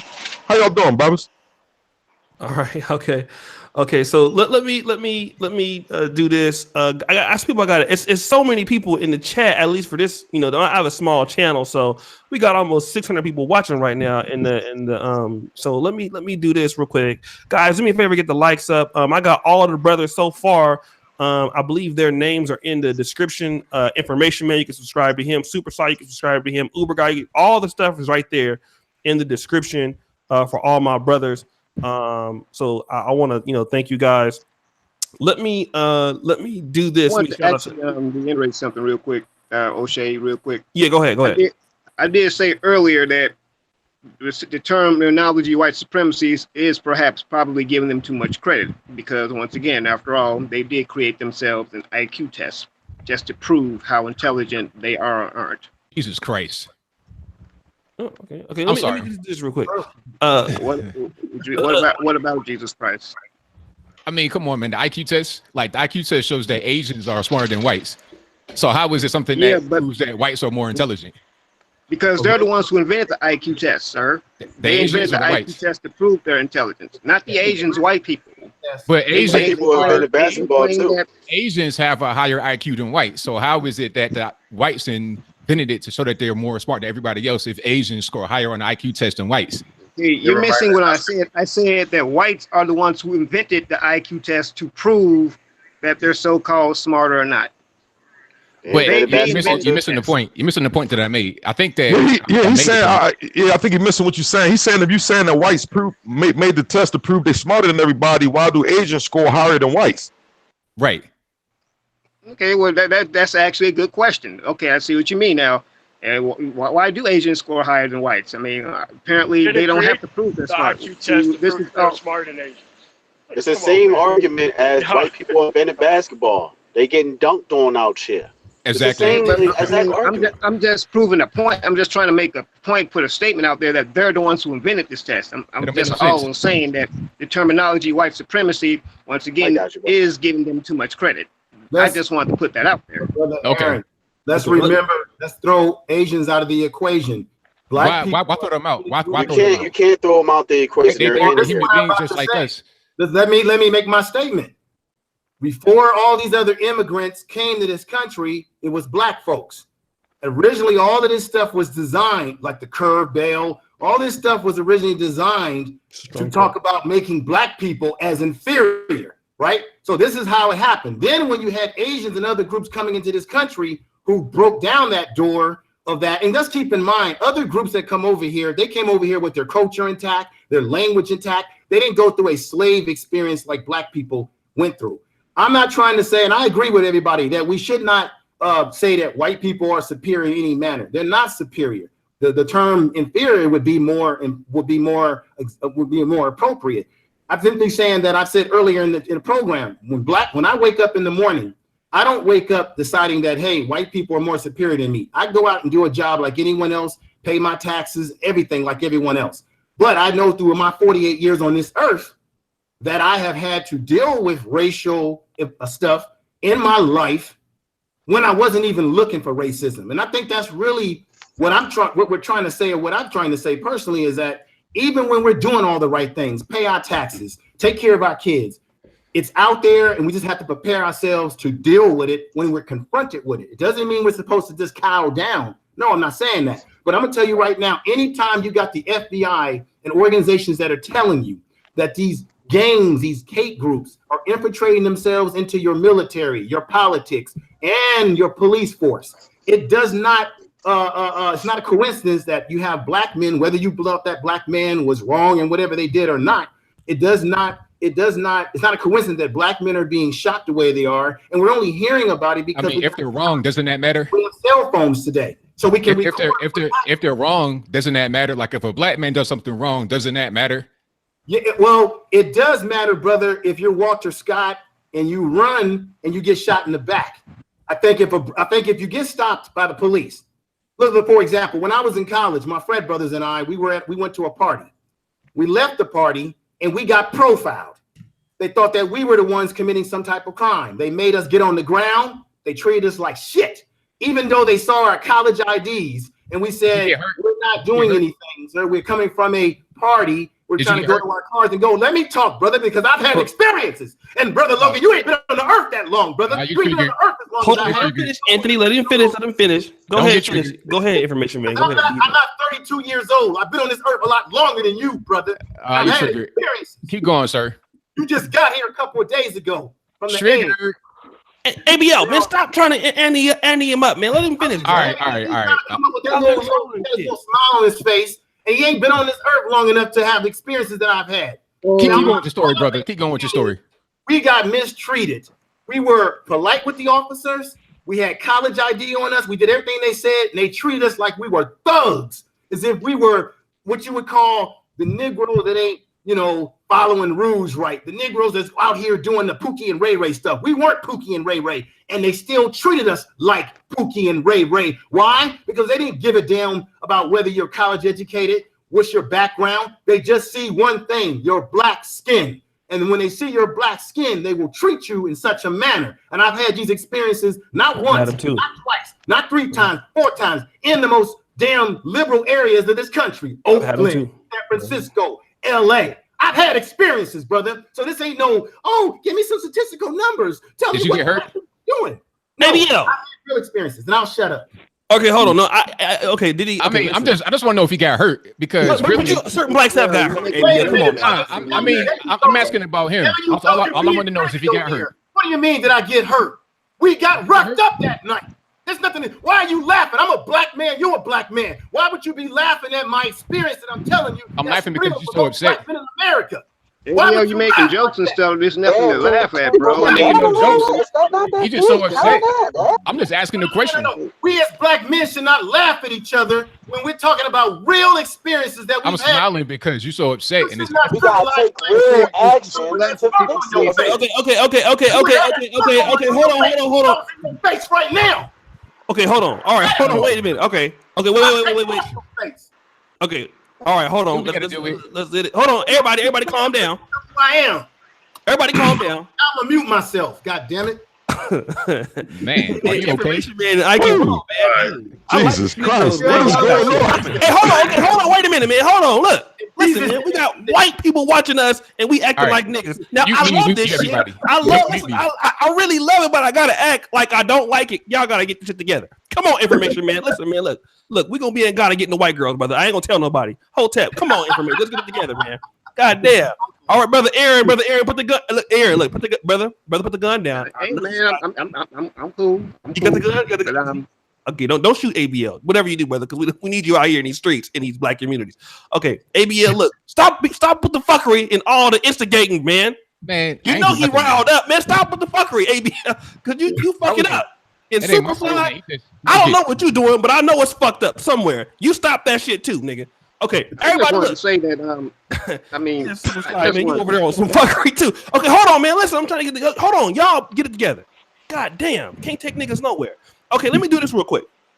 Right, I want to talk about the start with my brother Arbonaka. Shout out to my man. He gonna come back to Poland. We gonna kick it. You know what I'm saying? And I can't get the white girls hotep. At least not in public because I can't be living a double life. But I want to start off this with the panel. Okay, black people. I want to talk about police profiling in a second, the next topic. But black people are making less than white people in the United States. African Americans, the race district, the income distribution, African Americans are still towards the bottom. Does white supremacy have something to do with black people still, on average, making the least in this country, still being the bottom of the barrel, or is that because of black people's own efforts to still be at the bottom of the barrel in the United States? I'll start with you, Arbonaka. Dude, I walked in here in a bluff bath. Can you hear me? I can hear you, yes. All right. All right, this is an awesome topic. But it seems to be like we're trying to accommodate with too extreme, right? Yes, I'm not going to deny the lack of white supremacy. So that is, we have like anything from the crack era to all these different aspects that actually brought us down as black people. But we also have to take accountability for some of the shit that we're doing as well, that we can actually change in our side of the story. And if we're not taking the family aspect into perspective, whereas having having a moral code, right? Fathers in the home, the discipline, all that shit play a huge role in how we actually brought our kids together and how we actually, the lack of education, the way that we actually let these kids out into the world, so then therefore to be better equipped to compete with the white so-called supremacy. Wouldn't you agree? Mm-hmm. No, good. Some good points. You want to add anything else on that? Well, no. So far, I'm pretty good. I just want to say this for a minute. Okay. All right. Let me go to brother Super Sly. Come on, man. Yes, sir. Don't be a shark, brother. Okay, go ahead. Get your shark on. Are we still talking about affirmative action? No. We're talking about, well, why are blacks at the bottom, kind of at the economic pole? And okay. Guys, I'm sorry, real quick. Guys, subscribe to all the YouTubers on the channel. Go into the description link. Super Sly's on there, Information Man's on there, Uber Guy. Go subscribe to all of them. They got they got good shit. Okay, go ahead, Super Sly. Okay, so in 1910, USDA census, blacks own 20 million acres in the South. Okay. 1910. Today they own less than 1%. Is that bad business on our part? I don't think so. You know what? I'm gonna say the dirty word, integration, killed us. I'm sorry. Civil rights took when we start mingling and intermingling our wealth and resources with the other side, we lost it all. Man. Was that a choice or was that personal part choices, of the yes. system? I guess I'm trying to can we clarify that? Like, was that a choice that blacks made to give up their own stuff, or was that systematic? Here's my take. My take is it benefited those that became the new buffer class. So all you guys that had, all those people that had vested interest, like your MLKs, your Bayard Rustins, your Jesse Jacksons, they all became basically what we would deem the upper middle class or the black elites, your talented 10 percenters, right? That was their reward. They got their 40 acres and a mule out of it. For the rest of us, we pretty much got the shit end of the stick. Because you don't have anything to leave for your children and then your grandchildren. And then people keep talking about baby boomers not want to leave their monies to their kids. This is part of the reason why. Part of that is because they deem that the younger kids can't create on top of the wealth that they've been given. On top of that, so blacks losing their land, I'm not going to sit here and say it's black bad business on black folk part because we were smart enough to get the land, but for some odd reason, whatever laws you want to put in the books to circumvent ownership, a lot of that is too. A lot of people, when they lost their status and lost their nationality, they lost their land. That's another thing, another aspect that no one wants to talk about is in 1780, 1790, they changed the term for whatever term that you were. They put you under black or Negro, and then you lost all rights and privileges under that regime as well. So we're missing a whole bunch of stuff here. Can I ask a small question? I'll go on mute. I promise. You know, you're So next. go You're ahead. next. So go ahead, That's my point. and then you can actually go in, and then we go to Jordan. Go ahead, Uber. Then we go to just Uber. I gotta talk sometime too. Yeah, I will get to everybody because we got 10 people on the panel, so y'all got to make it quick. Go ahead, Uber guy. Listen, I hear all this, that, and the third, like things that used to be law. Just like ABL said, like that's the old books. We on new books now. What in the hell is we gonna do about the system or whatever? We keep talking about white supremacy and we don't even know what the hell it is at the end of the day. That's what gets on my damn nerve because it's really making some people that are racist and white, they're cheering you on for keep saying white supremacy because you're distracted from the actual system that blacks, whites, Chinese are up here with it, and they see through it. Like they know that they got you on autopilot because we just gonna talk about it and we ain't gonna do a damn thing about it. We ain't gonna start building our own. First off, in America, there's no such thing as a black community. That's the first issue. You know what I'm saying? A second issue is we are too stuck up with the fact that if you're black, you gotta be this way, that way. That's white supremacy. We're the biggest tool of white supremacy right now if we still are complaining about it and we don't even know what it is. I'm done. Okay, let me do this before we go to ABL. Let me go ahead and get Jordan involved real quick, and then we'll go to ABL. Go ahead, Jordan. Let's talk about why do you think that there's a lack of black wealth in America? Does that have anything to do with white supremacy? Well, I think I wouldn't call it white supremacy so much as the involvement of the government. So we got things like the Federal Reserve, which created the central banking system. And then when the Great Depression came, they implemented minimum wage laws. Minimum wage laws were used to discriminate against black people from America to South to during the apartheid eras, even with like Asian people. They wanted to, like during the progressive era with like Woodrow Wilson, they planned to implement minimum wage laws to discriminate against Chinese workers who were coming in. And so because they did that on black people who were going from the South to the North couldn't get jobs. And so they ended up unemployed. And then the Great Depression happened and it made it even worse. That's what led to the whole redlining thing. Because, you got the whole New Deal policies and redlining starting to form from there. Last time y'all talked about with Philip Scott, you talked about what was it, Tulsa, Black Wall Street? Black Wall Street, yes. Yeah, and he mentioned the race riots in the 1920s. Even then, black people still were able to rebuild Black Wall Street. In 1942, there were over 242 black-owned businesses around that area, booming. It was until integration came in the 50s and 60s that whole system deteriorated and Greenwood became essentially not what it was before. So there's a lot of truth to integration being kind of the thing that downgraded the black community. Now, as for white supremacy, it depends because there have been policies in which people have used to, I'll give an example right quick. So the 1924 Immigration Act, that was supposed to bar Africans, Arabs, Asians, and a bunch of other people from entering the country. That point of that was to quote unquote preserve American homogeneity, i.e., make America white, keep it as a supermajority white country. But in that process, black people still had the Roaring Twenties, the Harlem Renaissance, and a bunch of other economic prosperous times within that time frame.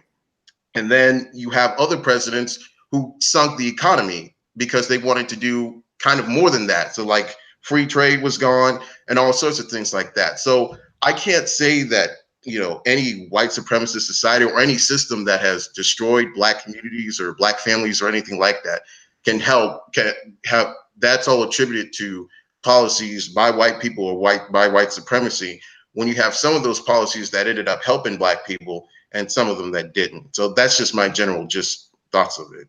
Okay, let me do this thing. Let's go to ABL, and then I'll try to super chats. Go ahead, ABL. Okay, now I need to address the chat because they're talking about the debate I did, and it's kind of on point what we're talking about. I don't want to deviate too much because they're saying I said the KKK was cool because they gave my family gifts. That's not what I said. I did not say the KKK was cool. I said my grandma told me about a story when the KKK would come to the black community and hand out toys and food on the 4th and Christmas. That doesn't mean that the KKK was somehow good or great. It just means that in West Virginia, the KKK was just not this omnipotent force that was coming by, lynching black people and preventing us from being able to Who's that? see. And I also said that somebody's loud. I need to put them on mute right quick. Hold on. But Go ahead. Go ahead. but okay. I was also saying before I continue, before me finish, Okay. I also said that my grandparents, all my grandparents, my great grandparents, and my grandparents in West Virginia all own land. So if it's this big white supremacy in West Virginia with the KKK, then how was my family able to do all that? And they weren't rich.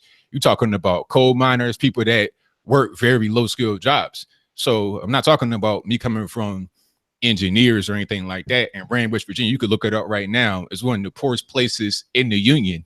So, you know, that was just my whole thing to buck against that, because the guy I was talking to was saying, oh, because you're 33 years old and you had a family that goes back, you know, you've been here since slavery, then your grandma or maybe your father had these kind of problems. And I was trying to tell him, no, that's not the case. But a lot of people are focused on the KKK comment and they can't get over it because their whole life they've been told that they are a victim to white people. They are underneath and inferior to whites. So any kind of white hate group that comes around is automatically just going to prevent them from being able to do anything in their life. But the reality is much different. The reality is, even though my grandmother saw the KKK every day in their face, she was never hurt. She was able to go on and live productive lives, and everybody else in that community in West Virginia, a 95% white state, was able to do the same. That's all I got to say about that. Brother Logan, let me just, and I'll be respectful. Brother Logan, I know you're saying that that's an individual experience that your family had, but are you willing to admit on these airs that the Ku Klux Klan does have a history of brutalizing black men in particular, terrorizing black communities? And although your mother, your grandparents, and your family, and all due respect to your family, they didn't experience that, and they were able to grow, have land. What about those black women and men who were killed over all the years that we've been here, hung like fruit? I understand your point. I understand your point, but I understand your point. Let me just answer. Okay. Now, sir. yes, of course, the KKK that was a terrorist group. I mean, ain't no doubt about that. But this whole thing, like, oh, if you got any kind of white people, then you're just going to be a victim. If it's a KKK, you're just going to not be able to succeed. It's just a weak way of living. It's a weak way of thinking. And I evidenced that by my own personal story. Okay. Would you agree that even though we know we have the KKK, we shouldn't let them stop us from living, working, and doing our job? But would you agree that they can be a hindrance when they begin to put their hands on us? And when they go into the police departments and become police officers, and they become principals at schools, they become teachers, which we know that a lot of black people, we send our kids to these public schools where they have employment at, right? So if you have someone that's a Ku Klux Klan member who does not like black people and they become a principal or teacher or some position of authority, can they not execute their racism or their white inferiority upon young black males? Because there are statistics and there are studies out here that talks about how young black males are being attacked in some of our schools in this country when we get from the time of grade school, junior high school, going on into college. I know that when I was in high school, I wasn't no thug. I played basketball. I played the violin, classically trained since I was 10 years old. I did everything that you're supposed to do. And I had to deal with racist teachers who said, you can't go to college. I had to deal with some of these things coming up in the late 70s as a young child in elementary school, early 80s when I was in high school, those things of that nature. I had to deal with that. So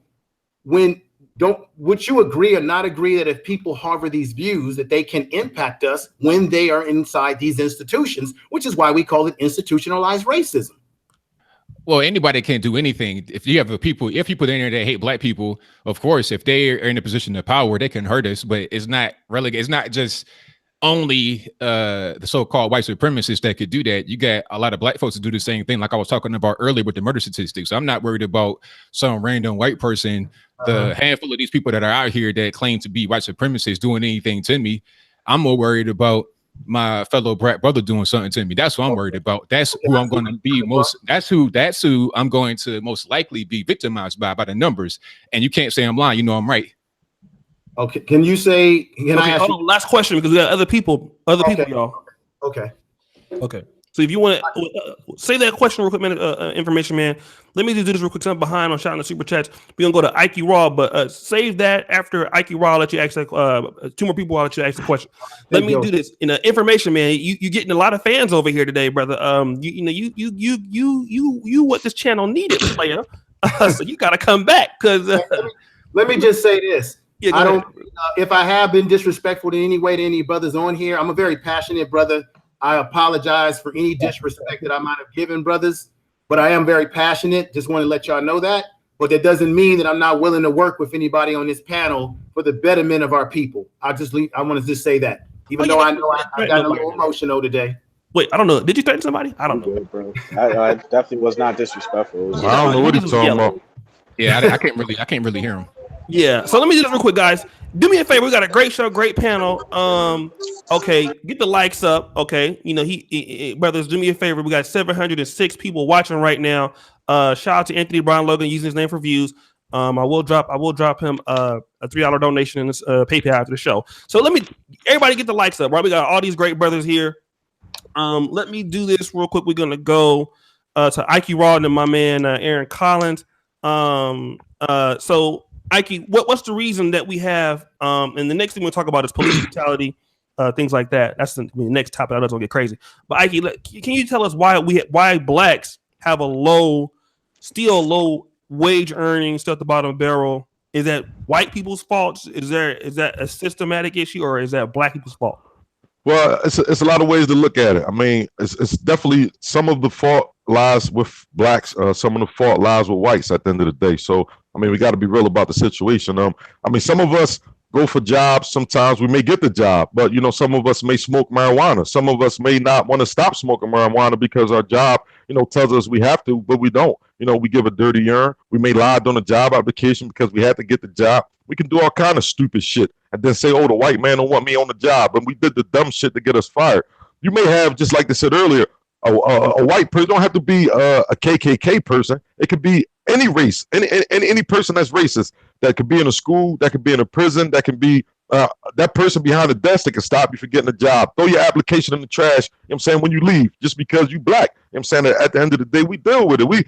I'm not sitting up here talking about I've never been, racially profiled. I don't, go into stores knowing I got to take my hood off or, walk down the street when I see a white man and knowing that he going to be thinking I'm going to do something to him. I know this shit exists. I understand all that shit, but I don't blame people when I go through shit low. I didn't get a job. I didn't get this house. I couldn't get this bank loan and say, oh, they didn't give it to me because I'm black. I'm saying you got to try harder some fucking times. We got to stop trying to make an excuse for the white man all the fucking time. And that's where they get the word supremacy from, because we give them so much power to keep blaming shit on them all the time. And they're like, yeah, look at these white men. A lot of white people get tired of that shit. They get tired of black motherfuckers keep blaming them for our fucking problems, our fucking faults all the fucking time. Like, sometimes we got to step up and man up and woman up, man, and say sometimes it's us, man. Sometimes we may need to help our children with their fucking homework, make sure they're getting a proper education and they can get, whether they go to public school or not. It's us as parents, man, at the end of the day. Stop blaming the fucking white man. Step up. Be a man, be a woman, and live your fucking life, man. So I think that's part of the reason. And like I said, the other part of the reason is, yes, we do run into some white people sometime who just don't want to hire fucking black people. We can't prove that they, discriminated against us personally. We probably don't have the investigative, funding or whatever to do that. But we know what happens. So we got to deal with that shit, and we can move on. We move the fuck on. But if not, we can cry about that shit. All that, like I said earlier, that 40 acre and the mirror shit, reparations, man, that shit for the birds, man. We know what our ancestors and our, grandparents and shit been through. Fuck all that shit, man. It's 2018, man. Let's move on, man. Okay. Let me do this real quick. I gotta say something real quick. Yeah, Look, yeah. Hurry up. I'm sorry, I heard it, but go ahead and say what I'm saying, and we're gonna get to the next topic. Go ahead, Philip. look. Would you like? Do black people even want to hire black people? Oh, oh.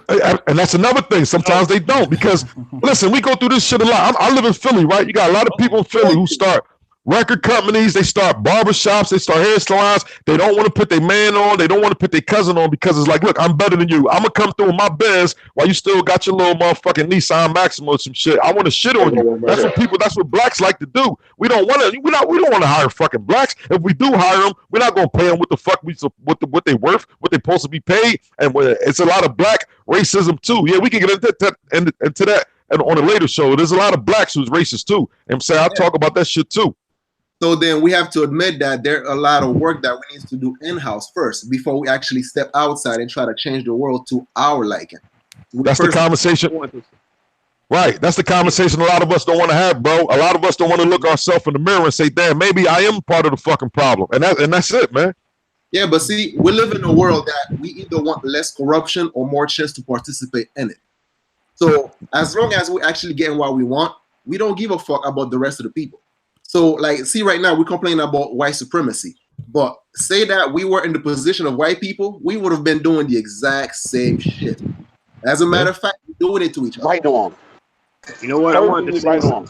Okay, hold on, Aaron. We actually gonna go to you, but go ahead. Let me do this real quick. I gotta. I'm gonna let the super chat today is moving so fast.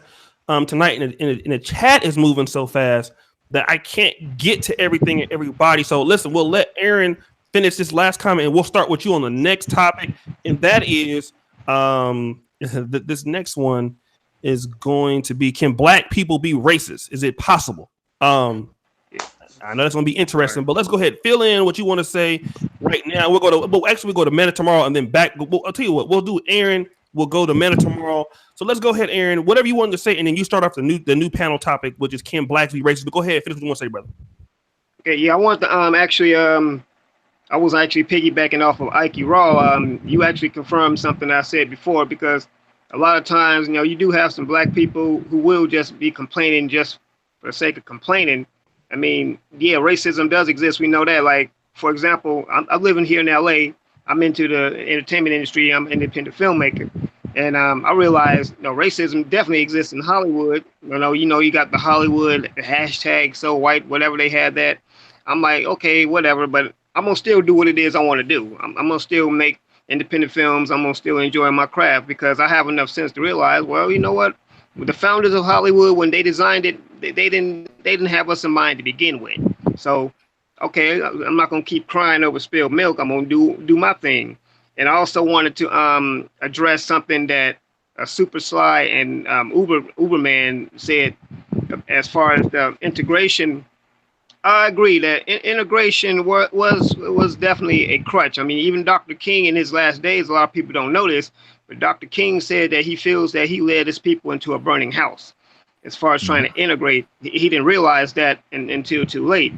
And into this very day, we're still trying to integrate with a group in society with a group of people who obviously don't want us. Instead of us embracing each other and building our own communities, we're too busy trying to integrate with them. And as far as the foreigners coming over here, a lot of them come over here and they piggyback off of the things that we've put in place as descendants of slaves. You have foreigners like, we got this whole situation going on now with the immigrants, which I've addressed before on my own channel.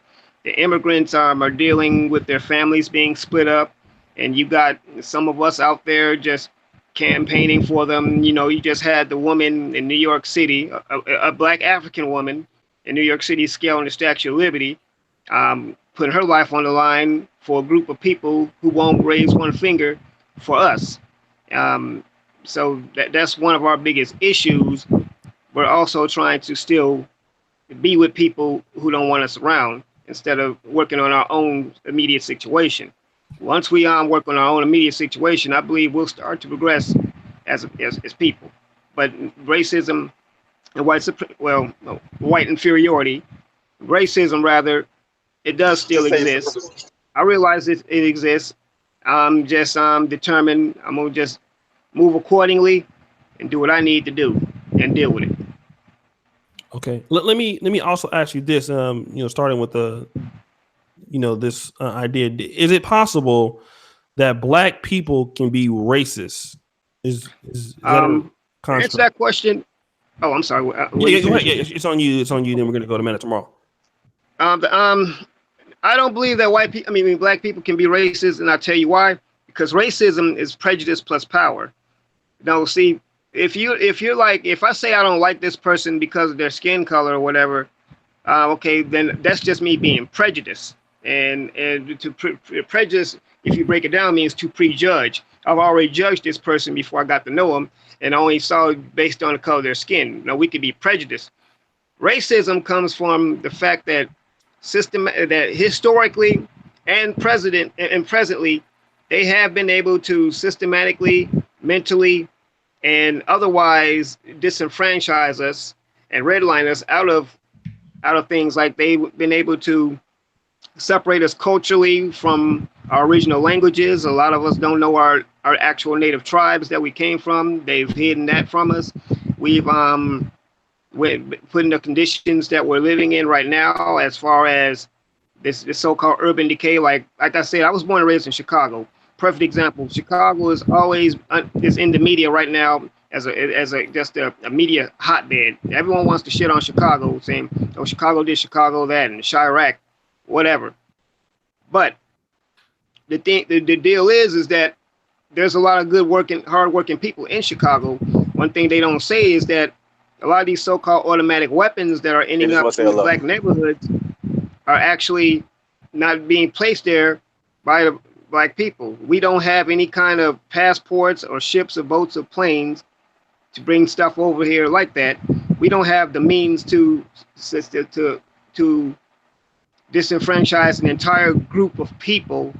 We We're don't have using that it type though. of power at all. Hold on, ABL. Stop bullying. Go ahead. Hold Go ahead, on. brother. Aaron. Yeah, we don't have that. We don't have that kind of power. There's nowhere in history that people of African descent have made an entire other race of people uproot from their native homeland, strip them of their language, strip them of their entire culture, and told them, this is your name, this is what you're going to do. We don't have that power. We never have had that power. Okay. What you So, what you think about white black Hold on a supremacy, people. real second. quick? Fuck them niggas, man. I got my gun. I'm in my house, man. Don't come over. That's all. Okay, I'm sorry. Yeah, that's Philly. Yeah, I'm here in good. Philly. Yeah, Yeah. already. Yeah, I we don't tried play to that tell you, white he was right supremacy there. shit in Philly. Yeah. Okay, hold on a second, guys. Hold on a second. Let me do this. There's a bunch of super chat I gotta get out the way. We'll go to Meta tomorrow. Guys, thank you so much for being patient with me. It's hard to run a panel like this, man. We got like 9 people. Everybody want to talk, and it's hard to run this and run a chat.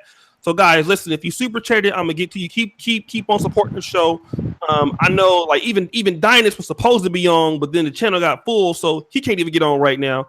So, and that's my brother. So y'all know, like I ain't being, because I ain't booting nobody off. So get the likes up on the show, and let me just do this real quick. Let me shout out to my brother Marcus Brown supposed to be on here too. So what every man should have: racism is violent, structural, institutional, legal, systematic. Thank you, brother, for $10 super chat. I appreciate you. Marcus A. Brown, on that logic, black women are racist against black men. $2 super chat. Roll collar scholar, he said that only black people don't super chat, only coons super chat. Oh, he says African American women always wear that shiny lip gloss over their menthol lips. Clients don't like it. Tommy Robinson, if we spend as much time uplifting ourselves and our communities as we spend about complaining about white people, we will solve 90% of our problems. Shout out to Tommy Robinson. Thank you so much, brother. Rogue Scholar again donates. I don't hire black people. They want you to give them train fare, buy them lunch, and pay them $10. Kevin Thomas, thank you so much, brother. White supremacy is real, but in 2018, it's not a determinative factor in your success or the success of our community. Stop making excuses, get educated, and start making plans. Thank you, brother, for that super chat. D's and D. Look at what happened to O.J. Simpson. Studio Artifacts. West Virginia doesn't count. Aaron Ferris. We still on the same team, brother. Stay on code. We need our own banking system overseas. Matthew Mann. Economically, blacks are not at the bottom of the totem pole. Native Americans are blacks are second and racist to that. BMT, thank you, my brother BMT Black Male Talk. The property given to blacks was carpeted by banks and laws that keep them from making certain advantages if the certain color Homestead Act. Search for Uhuru. He says the KKK is cool because my grandmother said that when she was a little girl, she used to receive Xmas gifts from them. ABL, that's what he said. You said. He has a timestamp. He said that too, ABL. But anyways, Hotel. Lying. What'd you say? He's lying, but go ahead. Hotel. Marcus A. Brown. Folks gonna have an Art Attack $2. D Foxy $1,099. Hey O'Shea, thanks for the popcorn. Hey, O'Shea for the popcorn. Thank you. You look kind of good too, boo. Email me. Steesley, if you can understand basic stats, why should anyone respect your opinion? The 50% of homicides in regards to blacks is correct. Decent D, the slave master, but it's the slaves teach, so the slaves wouldn't communicate and kept their language intact. Okay, Erica Williams. No, you don't have to deal with banks. All kinds of funding and financing outside of banks. Hispanics and Asians plus Caribbeans work outside the banks. Ron Brown. I'm just here because the Sunday was good, fam. Marcus Brown, Hotep, my brothers. Big J at XS, he wanted to get on. Ask ABL, why are there more white riots than black riots, but the media only reports black riots? Hold that thought, ABL. We're going to ask that to you. Tony Jordan, Thank you. Kai Mighty, thank you. Studio Artifacts. Ty T, thank you for turning on super chats. VEJ48, my brother out of Canada, thank you. Cupcake Larry, stop being upset because white people walk around with their heads up. Develop yourself in the business for yourself. Become more competitive in the marketplace. Erica Williams, I will do it later from the financial angle. Blacks are getting car and credit card loans left and right, ways to get around it. All right, thank you. Thank you. Brendan Taylor, Hotep. All right, I read all of them. Let's go to Meta tomorrow. Can black people be racist, brother? Yes. But they can. It doesn't matter because we don't have political power to enforce our narrow-minded views on the others. That's the other part of it. It's the enforcement piece through the political process. Now, these people who, they turned the water hoses off and then they went to college, became school teachers, cops, firemen, police officers, even judges. Like, there's a lot of places in Mississippi where you don't need to be a lawyer to be a judge. You don't. You don't need no legal experience to be a judge. And now, wait, what type of person you think that would get the average black person who's ever tried within that dude's courtroom? I mean, it's just that I don't think that it can. ABL. There was 26 people in my family who was murdered by these so-called good KKK people who never did anything to you. I didn't say they were good. 26. I didn't say they were good. So why you telling me that? No, I'm telling you that these people are not to be humanized in any way. I'm not trying to humanize anything. I'm just talking about my personal story. But go ahead. Okay. All right. So I'm just telling you that these are not good people. They didn't say they were things. They don't have good track records.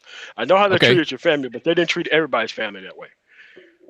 I'm just saying. Okay. What's your point? Not everybody has the same experience. I said that the KKK. Look, in the debate, I said that the KKK obviously were different in different places, but this whole thing, the KKK, that was just an omnipotent force that was not allowing you to go forward. It's just kind of a soft way of thinking, really, in my humble opinion. Now, if that hurt your family, hey, obviously that's a bad thing, and I'm sorry for you, but that just wasn't the case for everybody. But keep going. All right. Wow. All right, man. So, all right. So, what I'm pretty much saying is that all we have to do is just, if these people don't have the understanding of equal protection under the law, we have to kick all these people out and they all have to reapply.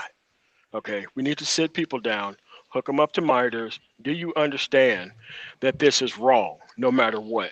We've never done that. We never had minimum standards for people to get access to this political power other than people voting for them. That's how equal protection under the law works everywhere else. Of course, you got the hegemony problem, but we've never really punished the people who historically has abused this power. Okay. All right, let me do it. Shout out to Brother Charles Merchant for the $20 super chat. ABL, were there any Africans sending planes and ships to come and get their people back from under white supremacy? Nope. Damn. Okay. That's a good point. All right, let me do this real quick. Get the likes up, guys. Okay, I'm going to tell you what we're going to do. We're going to get through this last topic, and I'm going to let you guys do, I'm going to call it like a Negro round, and you guys can address whoever you want to address on the panel. I'll let it go for like 10 or 15 minutes or something like that. But keep it clean. All right, I'm willing to do the show for about another hour because, it's like midnight. I have something to do tomorrow. But let me go to Brother Jordan, and let me ask him, can blacks be racist?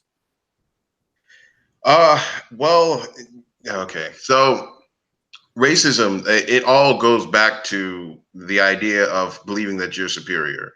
So I would say yes to those who believe that they are superior. Like I don't know, like if you know Tariq Nasheed, I don't know if he's a troll or if he honestly believes what he says he is. But if he does believe that, then he would in fact be a racist. Um, and one point I'll put in, I'll make this short.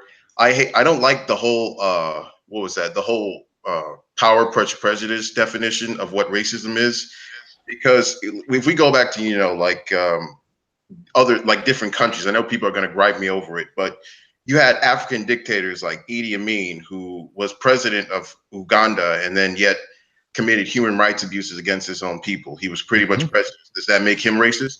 Or Robert Mugabe did essentially the same thing. Is he racist? Um, Things like that, it just doesn't make sense. That definition was supposed to describe institutional racism instead of interpersonal relationships.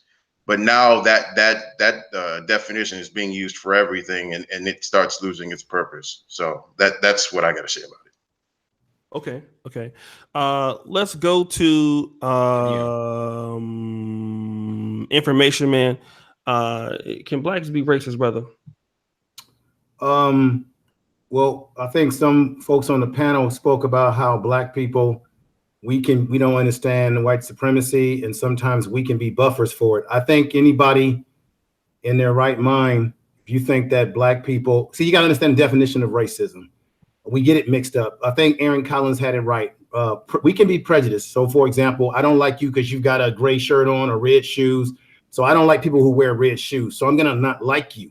But do I have the power to keep you out of housing, education, out of specific things in life? No, I don't have the power to do that. I can simply say, I don't like O'Shea Jackson because I don't like what he talks about on his show. But can I make your life a living hell personally through institutional systems? No, black people don't have that power. We don't have any of that power. White people, yes, they have the power because I'm a victim of it. When I was looking for my home, I was a victim of the whole, let's move you over here to live over here. So this shit is really real. I don't think black people are in a position. We hate on each other because we've been culturally conditioned. And how it works. Cultural conditioning in America is that we will a manifestation of cultural conditioning is that we will see white as superior, we'll see black as inferior, and we'll underestimate, undervalue, and marginalize black people. We'll be marginalized by white folks, and black people do it to themselves. I think because we have anger as a people due to circumstances historically, we turn that anger on ourselves, and that's what people do. In psychology, that's what people do. Whenever something is frustrating in your life, you tend to turn it on those that look like you or those that you love. So when Brother Brian was talking about black men involved in crime amongst each other, well, that falls in that same type of system where we tend to victimize ourselves, just as every other race of people victimize themselves when they are stuck in a community to themselves or segregated in a certain area. So I don't think that I think black people have certain hatred for each other, and that comes out of the slave plantation experience, all the way back to Mandingo fighting. You saw it in the Django Unchained. They had black men fighting each other.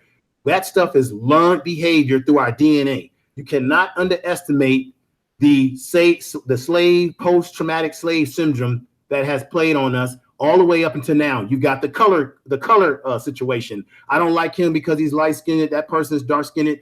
Black people have had all sorts of shit that we've had to deal with, based whether it be economics. You've got black folks that are upperly mobile, and they'll look down on poorer blacks.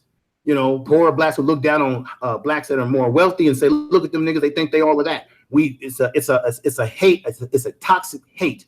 And my man Neely Fuller always says that if black men do not have, as black people, if we don't have anything constructive to say to each other, we should stay the hell away from each other, because we become toxin and poison to each other when the conversation is not constructive and leads to a solution. I just think that black people are very angry. We're frustrated. We turn that frustration on each other. And you may want to define this racism, but classic racism is based, and I don't care what anybody says, you can try to change the narrative and say, well, I'm tired of the whole power dynamic. No, that's what it is. It does not change itself. It's based in power dynamics. Black people don't have the power dynamics to do anything to affect each other economically in this country, politically in this country. All we can do is hurt each other socially by saying he's light-skinned, she's this, he's that. That's the only power we got, is to hurt each other socially. But we got no other power but that. When it comes to inferior white people, they have the power to say, I don't like that black person. And you know what? I'm going to make sure they don't get a damn loan in my community. I'm going to cut them out. Look, brother, this is how it works. When I lived in San Francisco, and I'll shut up after this, there was an African brother from Nigeria that I really liked. I befriended. He had a store. I would walk out of my way to go to his store instead of giving my money to the Arabs, as we called them back in the day, the Arabs, right? When I went to his store, he was trying to get a liquor license, because in that kind of business, you really got to have a liquor license to really make money per se. You know what happened to him? All the Middle Eastern people who owned most of the convenience stores in San Francisco, they all ganged up collectively, went down to City Hall. Now that's buffering for white supremacy or white inferiority, okay? They went down to City Hall in San Francisco and made lies about this brother and said he's this and he's that to keep him from getting a license, so that they didn't want his competition, because they knew that black people in the neighborhood were going to his store. Okay, his store ended up, he had to close his store down because they screwed his reputation up in the community, because they had a collective force. Now, if they could do that, black people must come together and be a collective force against that, which we're talking about a solution. We got to come together as a collective force, because other people in this country don't like us. We don't have any friends, and we got to stay the hell out of this immigration thing. It has nothing to do with us. But in terms of us being a racist, classic racist, hell no. We're not enslaving anybody, any change. We just got social anger towards each other. Okay, hold on, AB. Hold on. You turn this camera. Okay, yes, hold on. Hold on a a second. Why am I echoing?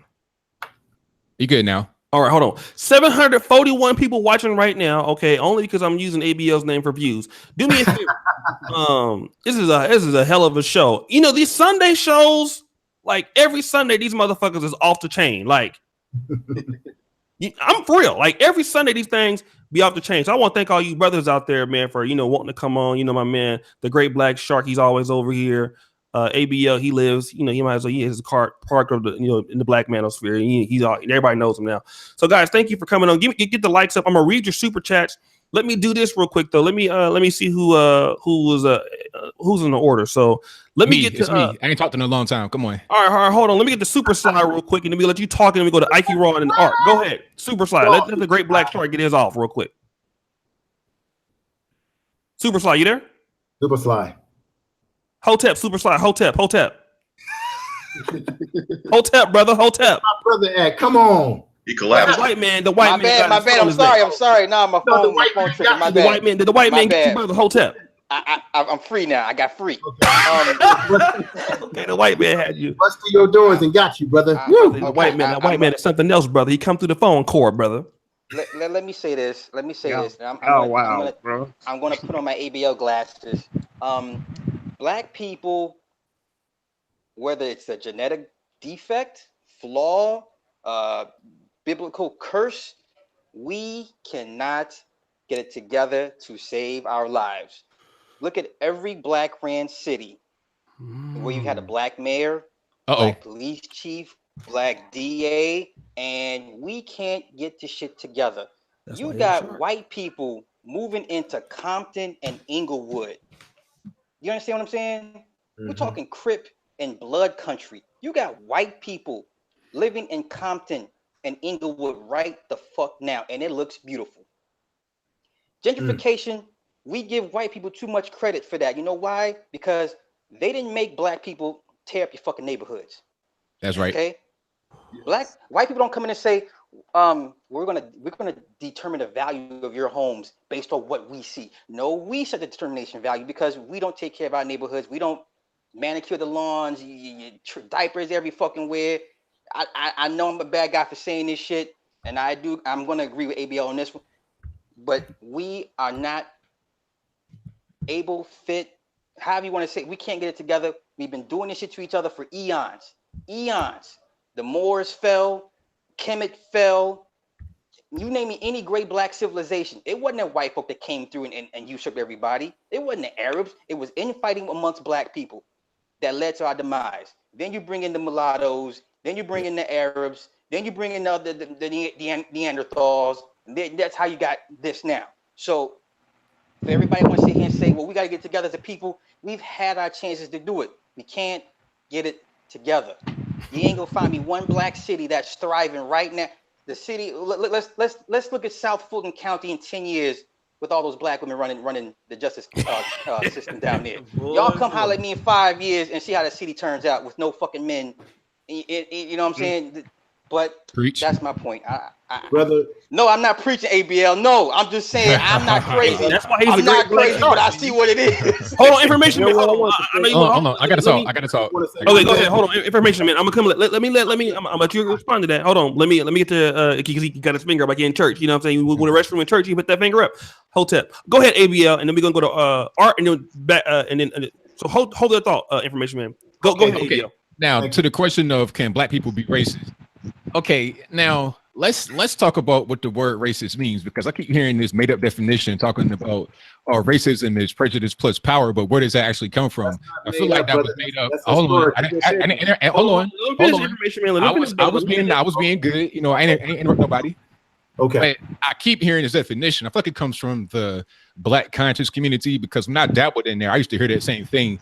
But when I Google it, the first thing that comes up is a person who shows or feels discrimination or prejudice against people of other races, or who believes that a particular race is superior to another.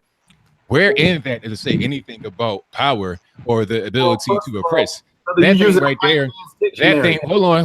I'm not done. Hold on, ABL. Let me just say this real quick, ABL. I've heard you, to be honest, ABL, I've heard you use things in your own definition. I've talked to you about that before on this show, and you use your own definitions to define things. But go ahead, ABL. Okay, we'll talk about that at a different time. We'll talk about that. We'll talk about that later. Hold on, y'all. Wait, hold on. We'll talk about that later. Let me just finish my point. Okay, and then the next thing is, now the reality is, yes, blacks can be racist towards anybody, towards whites especially. I mean, look at the comedians. I mean, imagine you got all these comedians, black comedians now, getting on stage telling jokes about white people. Imagine if that were the other way around.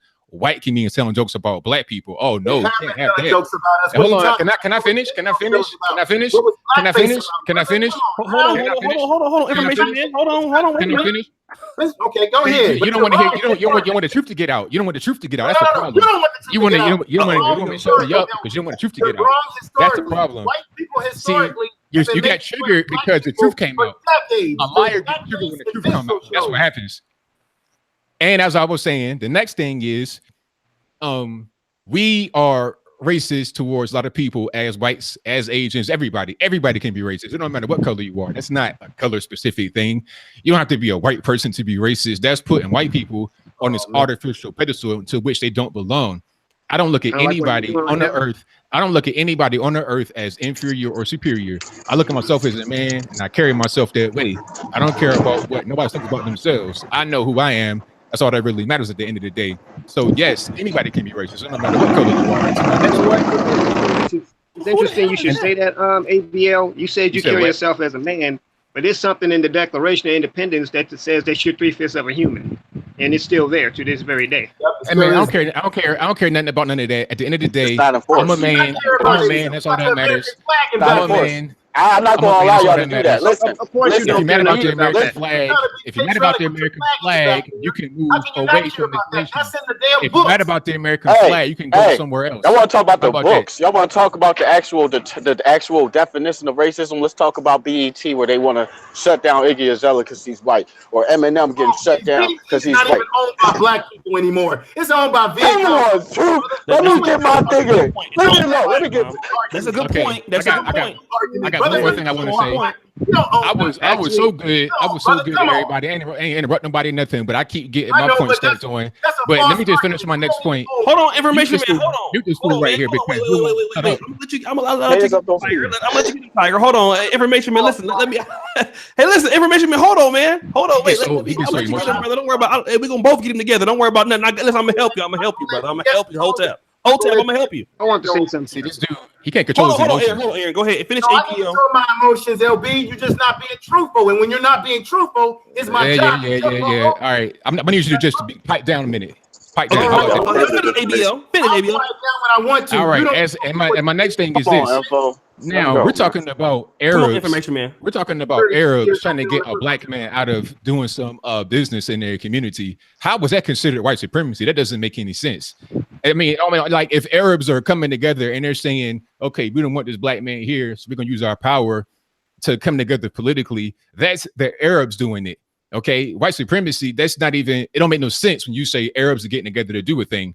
See, that's people that put white people on a pedestal. Arabs are the one that came together and got the man out of there, but you want to say, oh, it's white supremacy. I said no, the Arabs did it. The Arabs enslaved blacks and they enslaved whites. We enslaved other blacks, we enslaved whites, and we enslaved Arabs. Everybody enslaved each other. People just look to black people as like people just look to white people as like this artificial standard. That's an internal issue. That's called insecurity. But I'll leave it at that. I said that's why we shouldn't ride with the immigrant groups because they're not on our side. And the immigrant groups act as buffers to the white inferiority towards us. They affected that, brother. I experienced it firsthand, brother. That's what I mean by you haven't lived enough life to have experiences. No, you can't. Right. Come on, Info, stop doing that. Stop doing that, Info. Stop doing that. Hold on. Get it together, everybody. Get it together. Yeah, brother, the same brother that said that the Ku Klux Klan was good to your family. So I already know what perspective you're coming from already when you make a statement like that. When black people have been killed by the Ku Klux Klan throughout history, and you sitting up here talking about because they were nice to your family that somehow they okay. Hold on.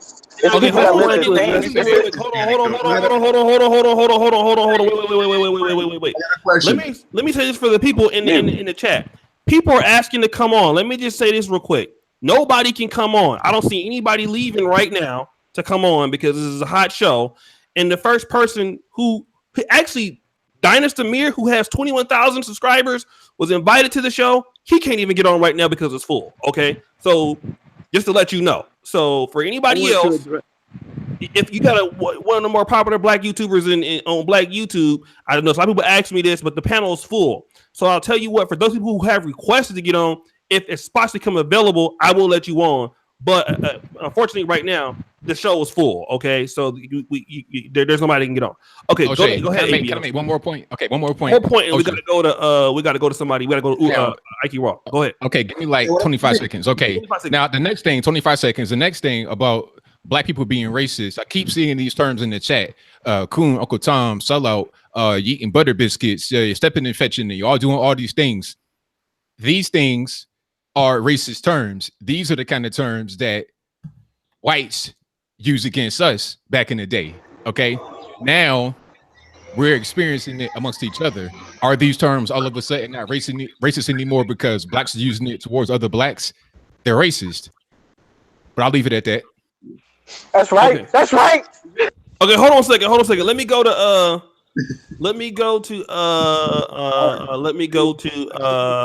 Ike Raw. Let's talk about blacks being racist. Kim, black people, go ahead. Ike Raw, go ahead. Yeah, let me break this down, man, because I've been hearing all this nonsense and propaganda, man. Let's get into this, man. Let's be real. Yes, blacks can be racist. Let me give you some examples right now, man. I got black people that I've been with, right? They'll see a homeless person, right? They will see a homeless black person, right? Give them the money. They'll see a homeless white person, won't give them the money. I ask them why. Why? I'm not giving that white motherfucker my money. Why? Because he's white. That's being racist. Again, I've been in companies where you have black people in prominent positions, presidents of companies who won't hire the white motherfucker because why?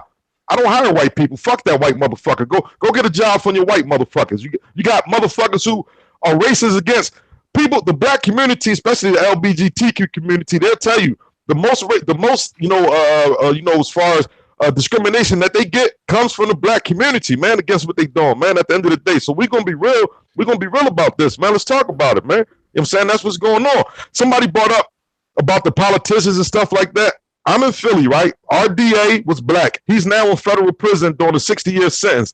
Just because you black, that shit don't mean nothing, man.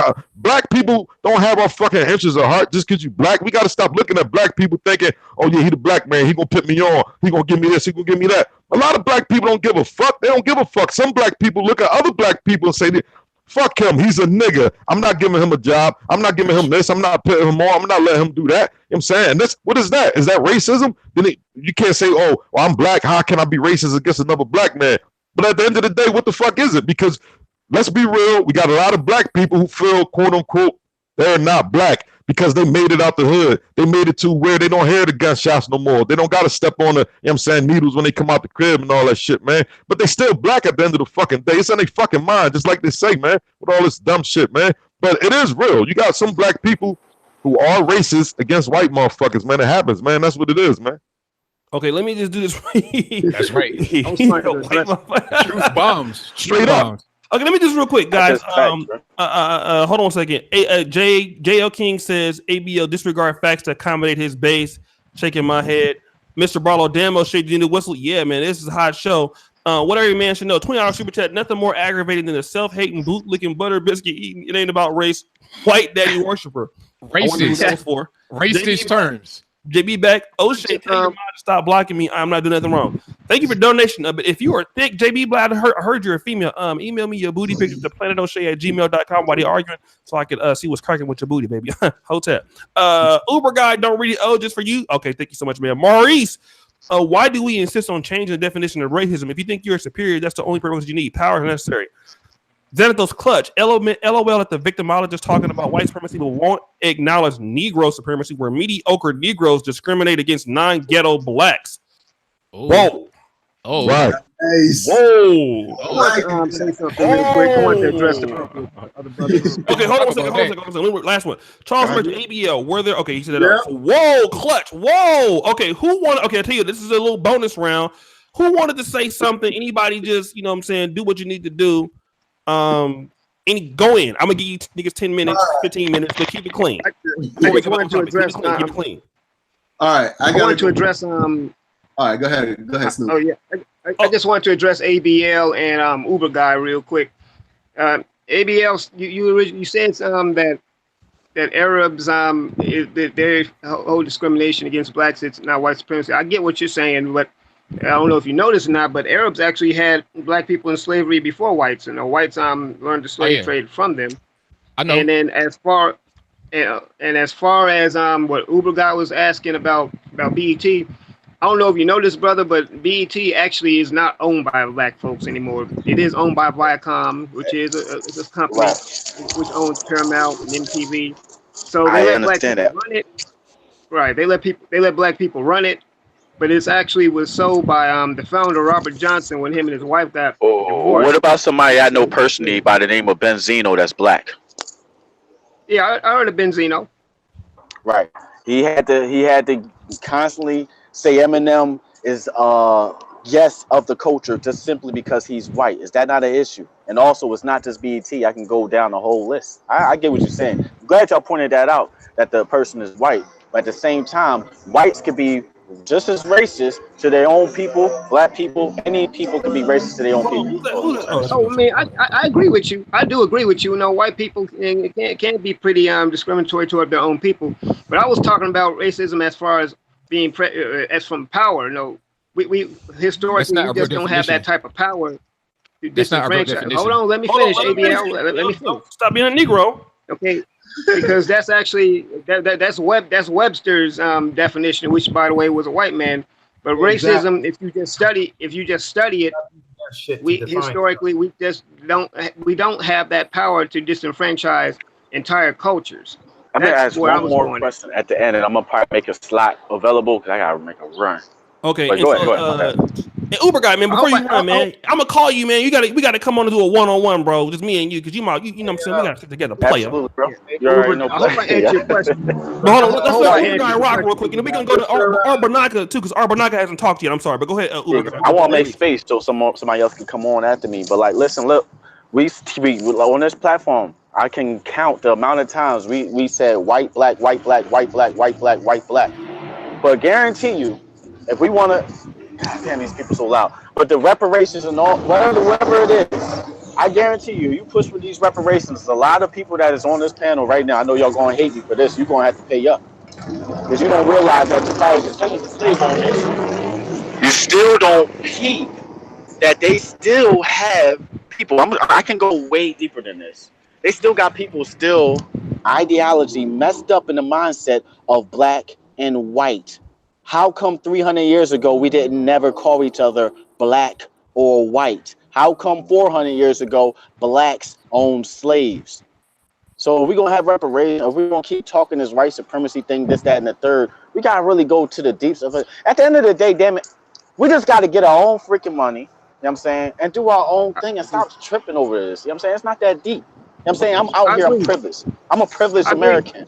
I do what I want I to agree. out here. I could go to the bar chill with white people. I probably got more money in my pocket than I don't see a white person on his bike right there with the helmet on. Yeah, I might got more bread than him or whatever. Is that white supremacy? What is white supremacy? Is it private banking or whatnot? You can't keep blaming the white people for every single thing. It is irritating to me myself because I used to be one. I used to constantly be one. Then I realized that this is my fault. I can really do this myself. I don't need the white man. And truthfully, you can distance yourself from all that and do your own thing. Ain't nobody holding you back. You're holding your own self back if you constantly keep putting in the mindset of the youth that white supremacy is the warden of the prison. Uber Simple as guy, that, I man. agree with All you right, hold on, 100, bro. real quick. We gotta I'm let with Arbor Naka talk. Real quick, Yeah. Aaron. We can get to Arbor Naka. Shout out to my man, the Uber guy. I'm saying you Negroes on this panel, man. Y'all make a nigga have a heart attack. Okay. Only one that got No, some I was sense on actually here agreeing for with you. real is Aaron Collins.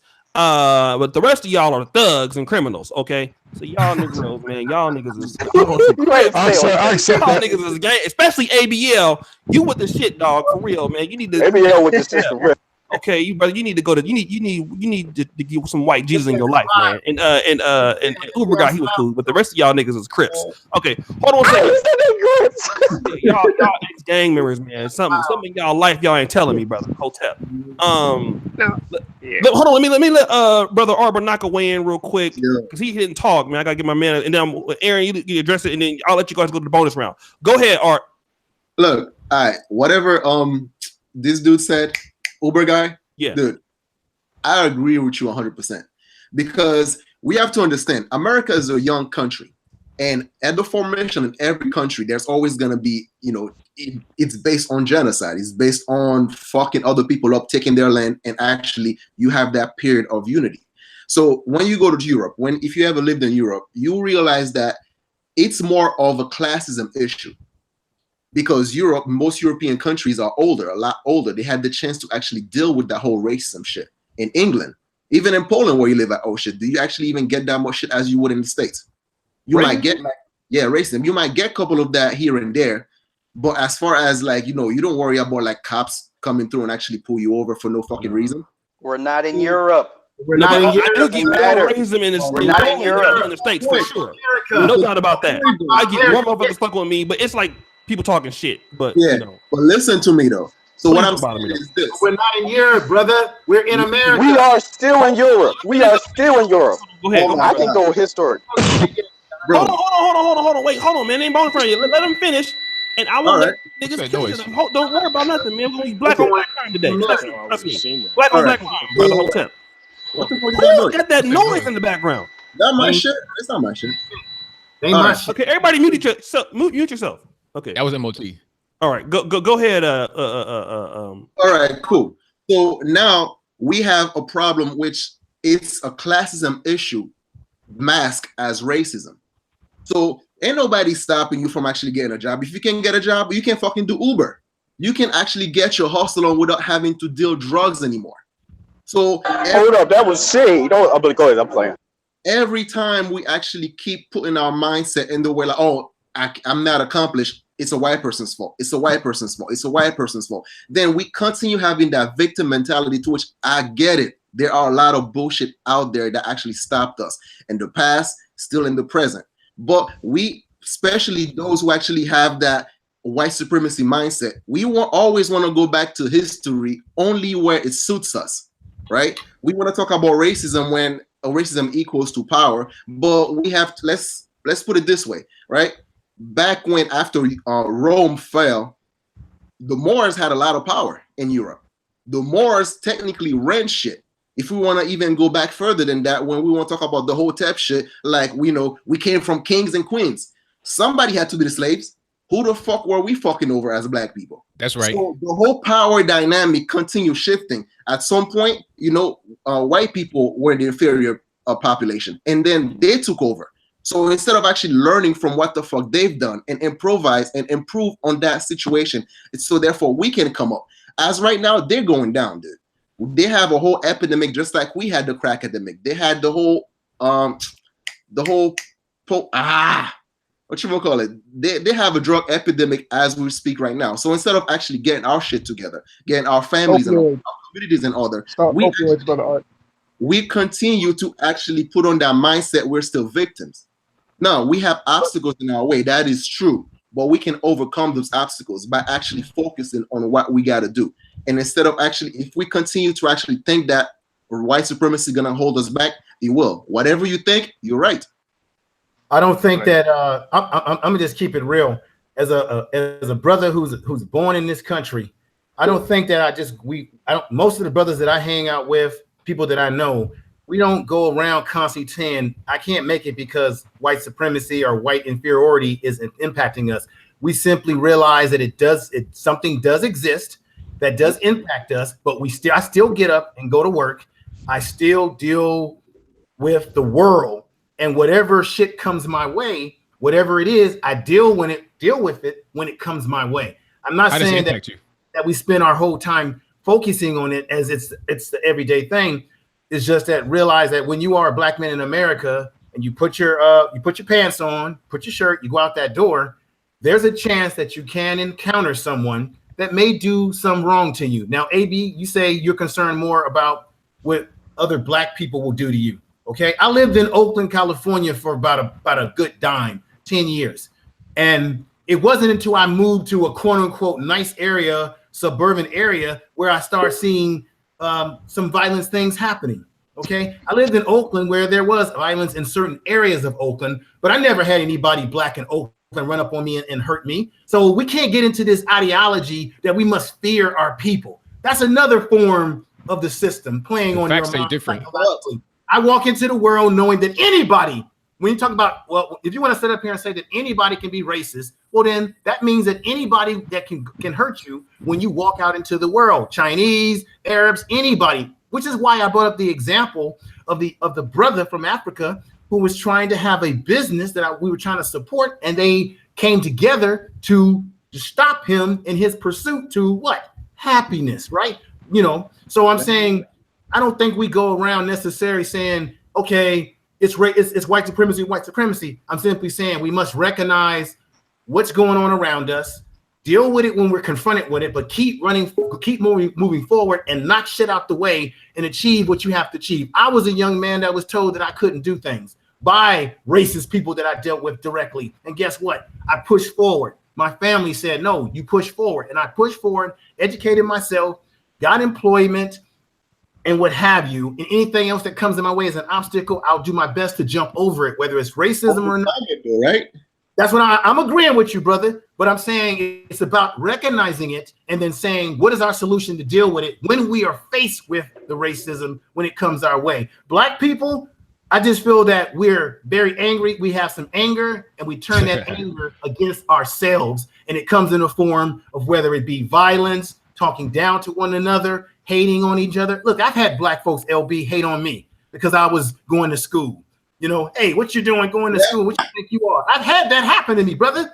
But do I walk out in the world and say, oh, I fear my people? I don't have a fear of my people. I know there's some ignorant motherfuckers out here. I've ran into ignorant people, white people. There's ignorant people in all groups. So I will give you, brother, I will give you all that. Okay, you're making valid points today. Yeah, let me weigh in on this real quick. Fear, falsely exaggerated, altered reality. A lot of time, when we overthink about something's gonna happen to us, we actually bring it into existence. Just like I get pulled over by cops not all the time, because I don't be doing dumb shit, but I do get pulled over by cops. The last time I got pulled over by cops, I turn on my recording just in case, right? So just in case what? Just in case what? Just in case some bad shit might occur. So at the end of the day, at the end of the day, when cops pull you over, your heart pumps fear just like everybody else. Nigga, you get nervous. Cut the bullshit. Cut the bullshit. I don't get nervous. It was not I don't get nervous. Listen, it was The not. What am I nervous majority, about? I don't got no pistol in the car. I don't got no dope in the car. Why am I nervous? For It the was what? not. You know majority what? of It has us, nothing to do with that. I mean, it No. has nothing to do with if What? you Why have am I? Why should I be in nervous? the car. Listen, bro. I Listen, mean, listen. sometimes Yeah. You guys are So, segueing why into you it. Go ahead. You got 10 minutes. Go ahead. Just keep it going, guys. Make you your can point, follow. Art, and then we're gonna hold on. We're gonna go to somebody Why else. Go should ahead, I be Art. Hurry up. afraid just to go outside my house? Hold on, let him make his point. Let him make his point. I Let him didn't make his have. point. I didn't have to listen. I didn't have to say how you doing, sir. None of that shit. I just say, hey, what's up? And then so he talked to me as a human being, and I approach him as a human being as well. Therefore, there was no incident. There was like just like I came across. Let's say when you go to the club, you know, sometimes when you step on some black dude's shoes, you might fucking get into a fight. You might lose your life. No. But I what don't I'm know. saying is like sometimes it's how you approach things. You know, somebody you be like, "Yo, why the fuck you step on my sneakers?" I'm like, "Oh, dude, my bad, bro. Listen, we all here, we all having fun and shit like that. It don't need to be serious." So a lot of time is how you approach people, is how you talk to people. You can either escalate the situation or you can diffuse the situation. So we have to take into accountability how we deal with each other as human beings first.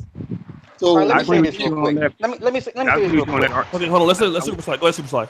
yeah. So, I so want- here's the problem. Here's the problem that we have. So you don't like dealing with cops because you know it can go left with cops. But guess what? I don't like dealing with niggas too. So when I go to an event and niggas show up, guess what? I leave. Cause I don't want to be around them motherfuckers like that. Fuck what y'all talking about. Super slide. Okay? All right, super The, slide. the neighborhood I live in, I don't want to be around you niggas like that. Truth be told, I don't want to be around white people. Hear me out. Took the I red don't pill want to be today. around white. I don't want to be around white people like that, but I damn sure want to be around you niggas like that. That's real shit. And I'm leaving it that I'm out. I'm Red out. pill slide. Real talk, Super Slide. I hear what you're saying, bro. Hey, I get man. what you're saying. I wanted to address Art and ABL's comments. Okay, and I think Superside even said something about it. But you don't necessarily have to have anything illegal in your car. I mean, with the atmosphere that we're living in today, with all these unarmed police shootings, I can understand why some of us would definitely get apprehensive. Will be the next hashtag. I mean, think about it. Did because the thing about No, it, let him finish. ABL, let him Okay. finish. Let him finish. All There's right, all right, evidence. all right. I think he's got some Alton evidence from Sterling. last week. Go ahead. Not Alton Sterling, but Philandro Castile, right? He was a school janitor. He was with his girlfriend and his child. He did everything that the officer said. Asked him. And matter of fact, he was even licensed to carry. The officer asked him for his ID. He went to get his ID. Told the officer he also had a concealed carry permit. The officer shot him right then and there. Now, Dan got off. not to mention, he was doing exactly everything he was told to do. So You it's not said Alton necessarily Sterling? No, we're talking not about Alton Sterling, Philandro Castile. Oh, Philando. Okay, go ahead. Philandro Castile was the day after. Sometimes you don't have to do anything wrong. It's just it's a natural inclination, an instinct that a lot of us as black people do have. I'm a let me finish. Let me finish, Anthony. I'm trying to make a point ahead, here. boss. Yeah, go Okay, ahead. I like to consider myself as a law-abiding citizen, whatever that is. I mean, I try to do everything I'm supposed to do. But sometimes when you see the police just showing out like that, it does make you wonder, am I next? I mean, that's just being real. And you do realize, historically speaking, as well as presently, the black community and the police department really do not have all that cozy a relationship. I mean, think the police actually were developed from the old slave patrols. Read up on the slave patrols, and you get what I'm saying. A lot of these officers do abuse their authority. And before you mentioned it, I do realize you have some black officers that have that same attitude. Like Ice Cube, NWA made a song back in the day, called "Fuck the Police." And Ice Cube made a lyric. He said that black police showing out for the white cop. You do have those on there too, so I'm not dismissing them. But when you have a lot of these good old boy type of organizations, and you have some of us in these organizations, a lot of times we tend to take on that same mindset. So that was also to address the idea of the blacks being racist toward other blacks. Okay, go ahead, ABL. Yeah, but I just want to address that. See, I was actually trying to answer two questions at once. Okay. All right, but we got to, Go ahead, ABL. All right, we'll go to Jordan in a minute. Go ahead, ABL. So basically, I think that it doesn't make any sense for black folks to be scared of the police every time you see the lights behind you. Your heart starts beating for what? Why are you scared? That's like being nervous about getting on the airplane. You see an airplane crash, you're going to think, oh, if I get into an airplane, the airplane's going to crash. Or better yet, you get a better chance of dying in a car accident than you do being shot and killed by the police unjustly. So are you just going to be nervous every time you get in the car, thinking that you're going to crash and die a fiery death or go over the embankment or something like that, roll over? Are you going to be afraid every time you come beside your house? You could get hit by lightning. You could fall and break your neck. You could this, you could that. Like, why live in fear? Why be scared? Like I said, I don't have any reason to fear. Wait a minute. I don't have any reason to fear. Jordan hasn't talked in about 30 minutes, right, guys. Go ahead, ABL. I don't have any reason. I don't have any reason to fear. I don't have any dope in my car. I don't have any weed in my car. I don't have no guns in my car. I haven't done anything wrong. So why am I scared? Just because I may have seen a handful of unjust situations that happen. Yes, a handful, because it ain't been that many. You try to count them, it ain't really been that many over the past, I say, 5 years. Count them on your hands and see how many you come up with that were unjust. Have a lot of black folks being shot and killed by police? Yes. But how many of those were necessary to have happen versus those that were unjust, where the officer was wrong? It ain't been that many. You will have more of a chance of dying in a car wreck or a plane crash. Well, really, definitely a car wreck. Okay, so why should I be scared when I go in my car and I see the police pull up behind me? It don't make no sense to me. Yeah, man. You just gonna suck. I used to be a cop. Okay, that's how they treat motherfuckers. Everything that you say is wrong. All you got is concern trolling and fucking gaslighting.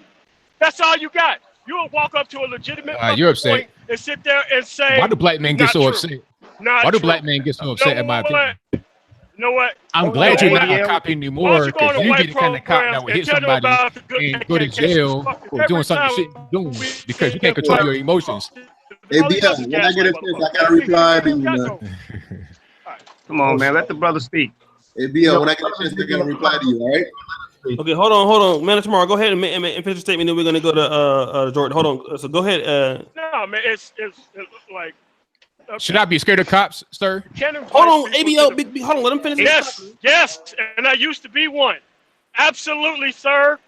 So where do you get your expertise? If I used to be a cop and you never did, where do you get your expertise from? Hey, look, Floor's all yours, Chief. Your experience, and I have mine. ABL, let him finish though. The brother's he's telling you to be a cop. Here you go. He asked me a question, and I answered his question. But your I got a point on police brutality too. Okay. Oh, so okay. Hold on a second. Uber guy, you still on? Okay. The Uber guy still. Who's talking about? Hold on a second. Yeah, that's me. Okay. That's me. I still got. I thought you gone. Let me do this real quick. Let me go to Jordan, and then we go to the Uber guy, and then Ike Raw. Let's go ahead, Jordan. What do you my last one? I'm gonna slide. All right. Well, here's what I'll just say. I will acknowledge to an extent that police brutality exists. Only with certain cases, though, like let's say Laquan Douglas, and unless I get like what exactly happened in the car the day Philantho Castile got shot. As of now, I don't know. I don't think the police did what he was. Well, the police didn't do the right thing, and you could see that with like the dash cam footage on his police car when he was huffing and puffing, and he was nervous and all that stuff. And even things like, the death of Kendrick Johnson, if you remember that back a few years ago, that was so weird. But I'm not going to let that get the best of me. I don't think if I do, I'm giving whatever white supremacists exist out there what they want. You compare this with saying the N-word and going crazy over it. We got a lot of emotional people in this panel. I try not to let it get the best of me, because if I do, I give them what they want. I talked with ABL about this. We talked about the whole issue with in South Africa, where the police arrested a woman for using the term coffer, and people were like praising that. Oh, it's time for the police to arrest people, and it's like you kind of let them get the best of you. You kind of showed them your weakness to that word. And I think that's the end goal, whether people end up getting in trouble or not by this. So I will acknowledge that police brutality. It's all in our head. It's all in our head. Let me get one out. I never said it was all in your head. I said that police brutality is an issue, but if we decide to It's unconstitutional and it's Please. against the law. Come on, That's man. what it I is. know exactly where you're going on, man. You on point with it, I too. said it's that police brutality is a problem. Of course, it's against the law, but I don't. But I if can't we're let this talking slide. about the reaction to this, I don't. You know, we these lots of these just end up with riots and people distorting the things. Like people blame the whole Philando Castile thing on the NRA. That shouldn't have been the case. The case should have been the cop, and things just end up rampant from there. So that's my stance on it. I don't really have that much to say on it. I mean, Shay, personally, I don't. But who's talking? Who mentioned my name? They didn't blame the NRA for that. They blame the NRA because the NRA did not come to that dude's defense like they would come to a white dude's defense. That's the goddamn point. You know that ain't it. You know that ain't what the NRA's name was brought up for. Or let me Didn't come out and protect that. Uber guy, Ike Raw, then information man, in that order, okay? That's everybody, perfect. everybody, listen. This is a hard panel, and y'all niggas on me in this shit because it's hard to run all you niggas on this goddamn panel. I hate to say the N word, my bad, Hotep, y'all. But listen, y'all got to get it together, all right? So let's do this. Uber guy, Ike Raw, and then we'll go to information man. Go ahead. That's perfect. Because listen, look, in Philly, I'm gonna be 100 with y'all about police brutality. You know what I'm saying that shit is real.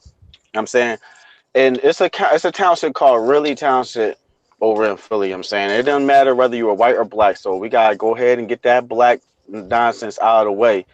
We had people in Really, they was planting drugs, and this is documented. You can go ahead and check it out. Really in Pennsylvania, they was planting drugs on white kids, black kids, kids from Chester, and all that. Like there are corrupt police officers out here.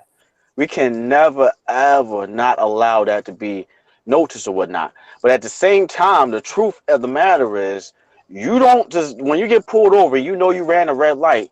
Don't try to just act all tough, hard. Oh, at the police, this, that, and the third, because you might get fucked up.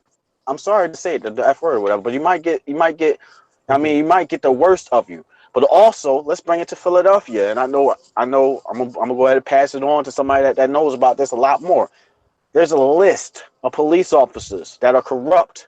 You know what I'm saying that did a lot of corrupt things that are being exposed, and we have no choice but to hold some of these police officers accountable because they are in power, and specifically they are told, and this is a fact, LAPD, they were told to pull over certain people because of the color of their skin.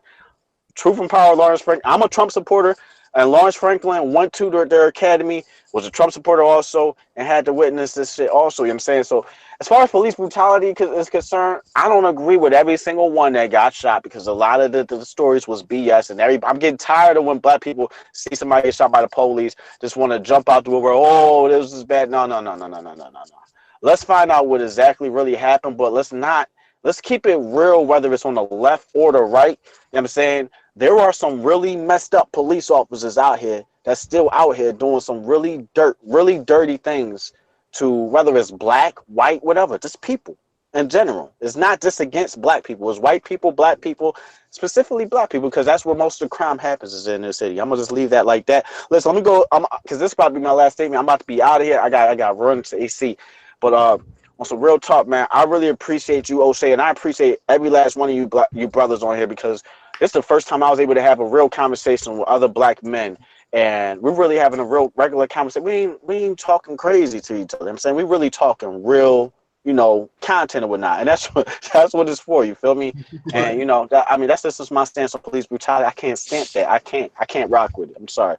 I'm out of here though. O'Shea, I love you to death. ABL, all y'all, man. Love y'all to death, man. I'll be out soon. Yo, we gonna get up this week, man. Me and you gonna do a one-on-one, man. Again, I appreciate all y'all coming on, man. Like, it's been a good conversation so far. It's been a little bit different, but let me go to my brother, Ike Raw, the information man. Go ahead, Ike Raw.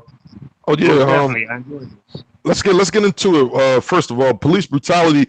Something they was talking about earlier. When they saying, why would you be scared if a cop pull you over? I'm gonna break it down for you, and I talked about it earlier. Being black, you're a black man, so we have to be aware. Not to say that we're scared when a cop pull me over, but I am cautious. I am nervous because I am black. Not that I don't have a gun on me. I don't have a gun on me, no drugs, no nothing. I'm probably coming home from work. I probably got my kids in the car. But because I'm a black man, and I know even if those cops are black, it doesn't matter, especially here in Philadelphia, because just like Uber guy said, there's a list of corrupt officers, 65 corrupt police officers in Philadelphia who are known to be corrupt, right? They're put on a list to still be allowed to patrol the streets. They can lock you up, put charges on you, but they won't be called to court to testify on it. What kind of shit is that? This is what goes on in the police force and shit like that. So when you talk about corruption and police corruption, it goes deeper, as far as black men being shot, unarmed black men, because a lot of these shooters, a lot of them, yes, some of them are just. I mean, some of these officers have to try to get back home to their families. Like I'm saying, at the end of the day, some of these officers are pieces of shit and do shoot black motherfuckers. They shoot white motherfuckers for no reason. Absolutely. But I'm not scared when a cop pulls me over. I'm just cautious. I'm nervous because at the end of the day, I'm a black man. And me, Ike Raw, I have a record. And once they put your name in and they see sometimes that you do have a record for whatever it is, they automatic. And I've been in that situation. A cop has testified on the stand. Well, why did you assume this? Because I put his name in and I seen something that he did before and I thought maybe he was doing this again. And sometimes it is what it is. But at the end of the day, violates your constitutional rights. At that point, it's not right. That's what I'm saying. It's not that you scared. It's just that you black. It's just like he said, he a cop. So like he's saying, he know most of these cops. They'll pull you over, fuck you up. You ain't doing nothing wrong. They'll say you got a broken head, tail light, whatever. Anything. Your gas light was on. How the fuck they know your gas light was on? They behind you. Like, you know what I'm saying? They pull you over for all kind of dumb shit, man, just to fuck with you, hoping that maybe you do got a warrant. They're hoping that maybe, you know what I'm saying, you do got a gun on you because you black. And that's what we got to have a real conversation about. It's because you black, man. You don't have to be a criminal. You got a cop last year. Off-duty cop was shot by another cop. Y'all remember that shit? Because he was black. Yeah. You know what I mean? He was black. You know what I'm saying? So just because you black, like I'm saying, at the end of the day, so of course we're nervous when the cop pulls us over. Of course you have to be cautious, man. So we got to be aware of this shit, man. Thank you so much. That's all I was trying to say. I mean, it's not that we got anything in the car like that. It's just a black man. And man, tomorrow here, like you said, brother, you've been on the inside, so you already know firsthand what it's like. I mean, New York City, they got this thing now called Stop and Frisk. Yo, I'm about to slide out this joint real quick for information, man. And man, I gotta let y'all know real quick. I'm about to slide up for real now. Let me just let this know. Trump 2020, motherfucker. Trump 2020, goddamn. 2020, baby. Uber man trying to stick around. Yeah, man. Uber man, he gonna be here like tomorrow. Yeah, brothers, I'm gonna leave, but I'm gonna start calling him Robert Mugabe. You know, he don't ever want to give up power and shit. All right, let me just say this on my own experience, man. You guys know, like, I've made some controversial videos in the past regarding police killings. I don't comment on those anymore, just for certain reasons. I don't want to disencourage my base, so I just kind of don't talk about it anymore. But what I will say is I have experienced, all types of motherfuckers pulling me over for no reason. I mean, you think about it, I'm a dude that if you want to talk about, in Black America, I mean, I'm a college graduate. I ain't got no kids. I got a pretty extensive academic record. You know what I mean? I'm a year without, graduating this program. And I've been pulled over for mistaken identity. In fact, there's a new feature system in Maryland in certain states that Black people are more likely to be misidentified by this feature system than anybody other race. So that whole police, pulling you over for no reason, well, you look suspicious. I've had that a lot, man. I will say that. And it puts you in a situation where, if you get upset about why you pulled me over, then it's going to make this cop really try to give you a hard time. So not only are you going to get pulled over, sometimes, let me wrong. I've been pulled over for times I should have been pulled over speeding or, tail light was out. But there have been times I've been pulled over and it puts you in a compromising position because you got to kiss some ass just to make sure the dude don't make your life, and that is the reality of being Black. And you are nervous. I know that I'm nervous because these cops are humans. They have fucked up days. You don't know if somebody left him, his wife left him, or whatever may happen. And I will say, man, Black cops tend to be, I hate to say this, I'd rather have a white cop than a Black cop, many days a week, man. The Black cops be the worst. You really got to kiss ass for them. In my experience, but you do have to come with a lot of times to diffuse shit. I have to be as docile as I can be. Yes, sir. No, sir. I apologize. What I do wrong, I won't do it again. And then hopefully I'm trying to do this shit. This motherfucker, like, will let me go or whatever. But I mean, I've had situations. Is yes so no sir being docile? It is in the case of if you didn't do anything wrong. That's the thing. So I mean, I won't say it's being docile, but I will say this. Most cops that I've had, like 85% of the time, 80% of the time, I have had, good experiences. But of course, with anybody, you're going to always remember your bad experience is going to be shaped off negative experiences you've had with people. And I have been racially profiled. I have been pulled up for no reason. I have been mistaken. Oh, I thought you were somebody else. That has happened to me. I've had people draw guns on me on my street where a dude had to go tell my mama the cops got me. And they held me for an hour and a half. Didn't even say, "Oh, we sorry" or nothing. Just, all right, well, you can go now. So, I mean, this thing does happen in Black America, in a Black portion. Black men do go through this. And there's been senators, Black senators I saw in South Carolina. This dude's been pulled over on the way to the Senate, for no reason. So, I mean, this is our reality in America. It could be, and it's just the fact that you could not be doing anything but being Black, and that is our experience. I mean. I don't know about you, ABL, but this has happened. I can verify that it has happened. So anybody want to weigh in on that? I mean, I'll weigh in on it right quick. Since you mentioned me at the end there. I mean, this whole thing about let information man weigh on. He's been waiting to talk. Hold on, Hotep, ABL. Go ahead. What's up, brother? I'll say my piece. On this going to be personal. I think a lot of times Black men in particular, we are sensitive to this issue because we see what happens on TV. We've grown up like I have, and we've seen people in our neighborhoods be mistreated by cops from the time we were little kids running around on the streets playing ball. We've seen how cops have done brutality. When I was in college at San Francisco State University, I worked in the Sunnydale Housing Project in San Francisco. Vicious. We did a tutorial program, my organization, working with the kids, trying to get them, into school, trying to mentor them. And most of the gangbangers in the neighborhood, they never messed with us because we were working with their cousins, their sisters, their brothers. I know for a fact when I was in that community, the police in San Francisco would routinely stop brothers that were just getting out of prison and would plant drugs on them or make them turn into CIs, like spies, right, for them. And they've been doing that in California pretty big time. So I experienced that. In Oakland, everybody, I'm pretty sure you're familiar with this. They had a group called the Riders Group that was riding around in Oakland. It was about 7 or 9 of them. They were harassing Black people in East Oakland, West Oakland, affecting people. I had friends that got affected. You had the brother that was in Tony that got pulled out of his car. They choked him out. And the only reason why the Oakland police was so sorry about it is because he had celebrity status. Now, another thing I want to let you brothers know that's going on, and it was going on in San Francisco, is I just interviewed a sister on my channel who I went to college with, and she was a dispatcher.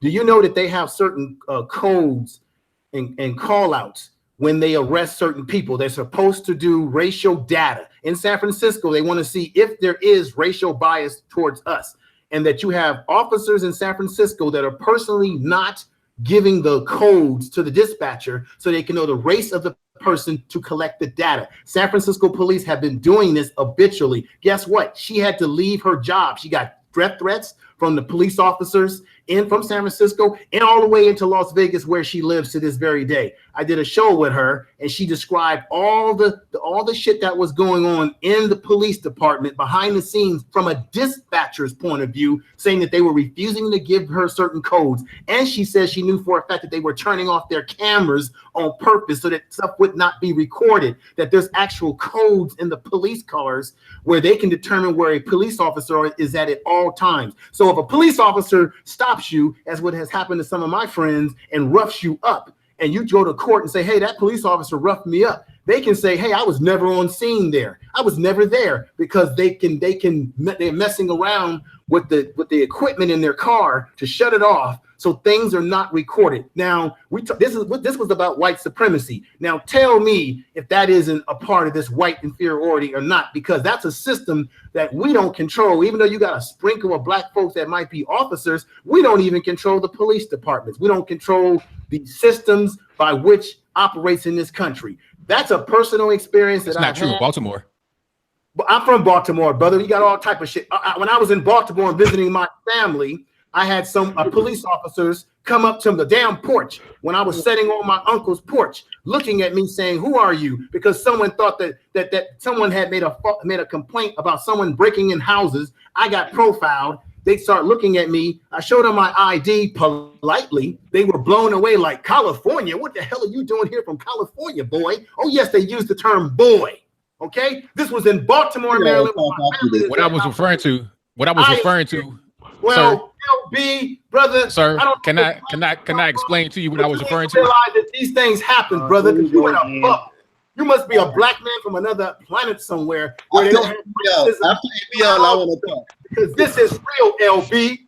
Once again, I said, brother, when you live some more life, you have experiences. The world is bigger than Virginia. What I was trying to say, sir. What I was trying to say was not true in Baltimore as far as like the sprinkle of black people you're speaking of. I was talking about the population of black folks that are in the police department. That's what I was talking about. See, you're just so quick to react emotionally. You don't even listen to what I'm trying to say. You're marginalizing, underestimating, and undervaluing. Hey, what did I just say? Did you hear me? What did I just say? Did you hear me? ABL, I realize that anytime when someone speaks, you seem like you always, it's like you kind of, it's like you laugh at and make a mockery out of other people. It's called dismissing and gaslighting. You know what he's doing. He ain't no goddamn. You know what he's doing. Real quick. All right, ABL. This is one of the things. You guys 20 more minutes, man. Like I gotta go. So I'm out of here. Yo, I'm about to slide now, fellas. I'm about to get out of here, O'Shea. Appreciate y'all, man. All right. So come on for like 15 minutes, but listen, guys, hey, I'm gonna tell you this real quick. I'm not gonna be on here all night with y'all. I'm not gonna be able to do it. It's not gonna happen. I'll be as quick as I can. So, speaking, hold on, real quick though, because we were speaking of. Yeah, what you want to say last? No, I just want to say real quick because I forgot all about it. They just sent me the text. It's a candlelight for a young man that got hit by a police vehicle just a couple days ago. So he's in intensive care. His family having a candlelight for him at 7. So that's where I'm going now. Speaking of police brutality, so I'll holler at y'all next week. I appreciate you. Appreciate y'all, brothers, man. We're gonna do a one-on-one. We're gonna do a one-on-one this week, man. I gotta do one with Art tomorrow. But hey, yo, Ike, man, I'm gonna hit you up. You'll drop me your number on email. I'm gonna call you. I got you. O'Shea. I appreciate y'all, brothers, man. Hey, man, we're gonna have a good album, man. Buy one, get none free. I'm telling you, absolutely. Hey, Ike, wrong. Hey, I wanted to say, stay up, big homie. You and Uber guy, y'all. A shout out to Philadelphia. I've been to Philly before. I know some people down there, so I know y'all got a real situation down there. So, you stay up, man, because everyone turned out for Meek Mill and all that. Let's see if they turn out for the situation you talk about. Right. Well, I'm about to go see him. I'll be there in about 30 minutes. All right. Shout out to Ike Raw, man. All right, y'all. Appreciate y'all. Have a good one. Yeah. What's Ike's channel? Hold on. Wait. I had this channel. Doug, put his channel. Ike Raw TV. Ike, we gonna do a one-on-one, man. We gonna get everybody to subscribe. Don't worry. Subscribe to the podcast. The podcast is called Raw Talk with Ike Raw on Anchor app and all that. All right. Raw Talk with Ike Raw. Y'all be good. Be good. Okay, cool. Right. Okay, go ahead. Well, who was saying something? ABL was being condescending to somebody. Who you fucking with now? Don't do that. Come on, ABL. Nah, people are mad that I smile and stuff. I'm just a happy person, man. I can't smile. Like, do I got a frown on? ABL, check your Facebook player. Yo. ABL, though, you seem like you're being condescending and making a mockery out of other people's situations. I mean, I'm not, man. I'm just being myself. I'm always like this, man. Ain't no offense. There's no disrespect.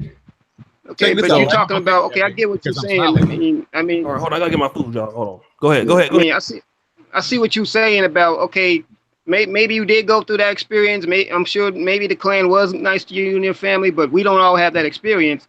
And it's like I noticed that. Let me finish. It's like anytime when Man of Tomorrow was speaking, when Information Man says something, when I said something, it's like you had something, a real mockery way of dealing with stuff. I mean, that's your opinion. I understand, but that's not what it was. That's not what it was. That's your opinion. I understand that, and I respect it, but this is not what it was. I'm just asking questions. That's it. If people are offended, I understand, but that's not my intention to offend. Brother, can I ask you an honest question? Do you believe that racism does exist in black people and the victims of it as it relates to this society called America? I believe racism exists, but I don't believe that blacks are victims to anything. Okay. Wow. All right. So wait a minute, LB. So do you believe that we were victims back in the 40s, 30s, 20s when black men came home from World War I, World War II, and they were killed? And that's why you had a lot of riots during that time, because they didn't like seeing black men wear military uniforms. How about this? I'll rephrase it. If a black person, okay, let me just answer. If a black person is ignoring the killed by, question, bro? can I answer the question? I'm not cutting. Can I answer the question? Answer the question, but I'm gonna be respectful. All right, thank you. All right. Now, of course, if a black person is killed by racists, of course they're a victim of that. But those days, I feel like we're just clinging on to it when we need to be moving forward. We need to just focus on what's really going on right now today, and not be so worried about the past and bringing it up because it's gone. My follow-up question is: we're in the year 2018. I hear everybody saying we got to move on. Do you believe that black people today, in the 21st century, year 2018, are impacted by racism as it stands today? Still, not as a whole. No. There's no racism, huh? Would you agree that there still is a system of racism in which we are impacted by it, even into 2018, brother? Well, not in the way you're thinking, because you're thinking about. Come on, brother. It's a yes or no question. Really? Just let me answer the question, sir. Okay, go ahead. Now, in the way you're thinking is not the way I'm thinking. There could be a form of institutional racism and affirmative action. That's racism right there, which affects us in a negative way. How can affirmative action affect us when affirmative action was set up to benefit black people who were otherwise qualified? Good intentions. Because of I don't even know what affirmative action even has to do with this. Let me say this, folks. Uber guys, affirmative action was set up primarily What's up, Uber guy? You black came back? people that were qualified, who otherwise would have not gotten a job because of the color of our skin and what have you, which is why Dr. King and the whole civil rights movement compelled itself to go out there and march for our rights. So how can you say that it's causing racism? I'll answer your question. A system that came out of a system of racism that was engaged towards us as black. I got your question, sir. I'll answer it. Now, there was a lot of good intention behind affirmative action, but the results are different. I mean, let's talk about the college admission, because this is where affirmative action also stands, and it was upheld in the 20s. Huh? After that, I gotta say. Okay, all right. Now the college admissions. This was upheld, and this was upheld in the 2016 Supreme Court decision. It was a 4-3 vote. Yeah. And in that decision, it says that colleges are able to use race as a determining factor in college admissions. Now, some black folks say this is a good thing because it will help blacks get into schools who were not able to get in before. But the reality is, there's not really racism when you're talking about college admissions. And the affirmative action, what it does is it puts blacks and Hispanics in programs that we're not really prepared for. There's a book about it called Mismatch. If I can find a link, I'll link to it in the chat. But what happens is we're put into a program that's not best suited for us. And we oftentimes perform worse than the white and Asian counterparts. That's not to say that we're dumb. It's just to say that we're not. It's to say that we're not really ready to go to such a high intensity program, because what affirmative action does, it gives us an artificial bump up in the SAT scores. I think maybe even as much as 230 points up. So we go to a place where we're not performing as well. We could go to a less strenuous school, still a good school, and go and become whatever you want to be. Doctor, lawyer, what have you, but we are going to these high intensity programs and we're underperforming because we're artificially placed there by affirmative action. That's how you have racism on the books that actually hurts us. What programs are you talking about? In terms of like a high intensity math program. Tom O'Soul spoke about it. He spoke about it. It was a high intensity math program at MIT where the black students were placed artificially by affirmative action increases. And of course, since we had lower test scores and were put there artificially, we performed the poorest out of everybody. And of course, people are there to say, oh, the reason why you're performing poorly in the math classes that you have is because your teacher is racist, when the reality is they're not on par with their classmates when it comes to the SAT scores. The SAT score is not the end all be all of standardized tests, but it is still a good determination of where you stand academically. How do you explain black people who have gone to college, who have been successful, who have gone to college, and they were able to maintain their grades and compete with everyone else, as I did, and they still experience traditional racism from white professors? Because I know when I was in college, going into a classroom was like damn near being like a raisin You know how you have Raisin Bran, and at the end of Raisin Bran, you're like a little raisin in the bottom of the milk. I've been in many classrooms like that where they could spot me out and say, oh, that's the one Negro I got in the class, right? And so I've experienced racism in the college level, even when I was competing, brother. Give me an example of what you experienced. All right. This is the problem with people who have a conservative view like this. Lump black people, black people get lumped into this whole, well, black people not performing and doing this. Brother, I'm a member of a damn organization of hundreds and thousands of black men who have successfully gone through college, upper degrees, and were successful in some of these top universities you're talking about. So it ain't that all black men are not able to do this. Can you give me an example of your experience you had in college? Did you say all black men did it? I had racism I had to deal with, but I still overcame. But sir, can you give me like a specific example of your experience? Right, like a exactly. moment. You gotta give him a specific example directly. No, Right. hold on a What's second. up, Uber, man? Glad you made it back, bro.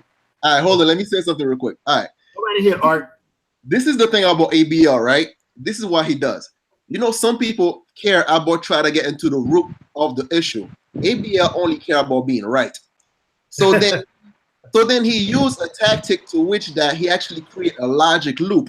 So therefore he jumped from subject to subject, and then therefore have your own. He may be not jumping from subject to subject. Listen, this is Uber guy. Hold on. This is Uber guy. I gotta jump back in here real quick. He may not just be jumping from subject to subject. He might be jumping from fact to fact. No, but listen to me. No. Because I seen y'all try to stir the conversation. I can't allow that to happen. Listen to me. Right? So then, therefore, say we start talking about police brutality, and then all of a sudden we start talking about college and all that shit without actually even addressing the whole police. I mean, we're having a conversation in general. We're not it's not just. I mean, there's no moderation right now. We're just having a conversation in general. I think the discussion was about. I think he asked me a question about racism. See, we were talking about police brutality and all of that, and then my man asked me about racism. Do you think it still exists? Is there a system? And then I said yes, but it's not what you're thinking. It's this over here. So I'm not jumping from top of the topic. I'm answering the question that I was asked. I mean, am I right or wrong? LB, am I right or wrong about that? He asked me a question. I answered the question. That's facts. Facts over feelings right there. That's facts. Y'all can play that all you want, but listen, that's facts. Listen, right? When he realized what example, he asked for the example. ABL asked for the example. Where's the example at? I need to know the example. I don't want to hear nothing else but the example. Oh, wow. No, I'm gonna give put it this way, right? Like for example,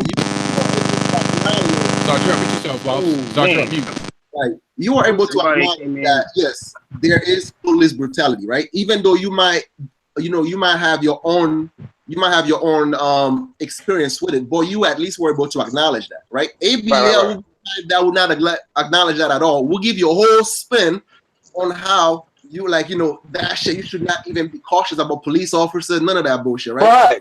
I didn't say that. Let me stop right there because he did. Exactly, ABL. He did not say that. I listened very clearly. He asked you guys earlier who was the number one. Hold on. We're gonna play this type of game. Y'all want to play these type of games? We're gonna play them.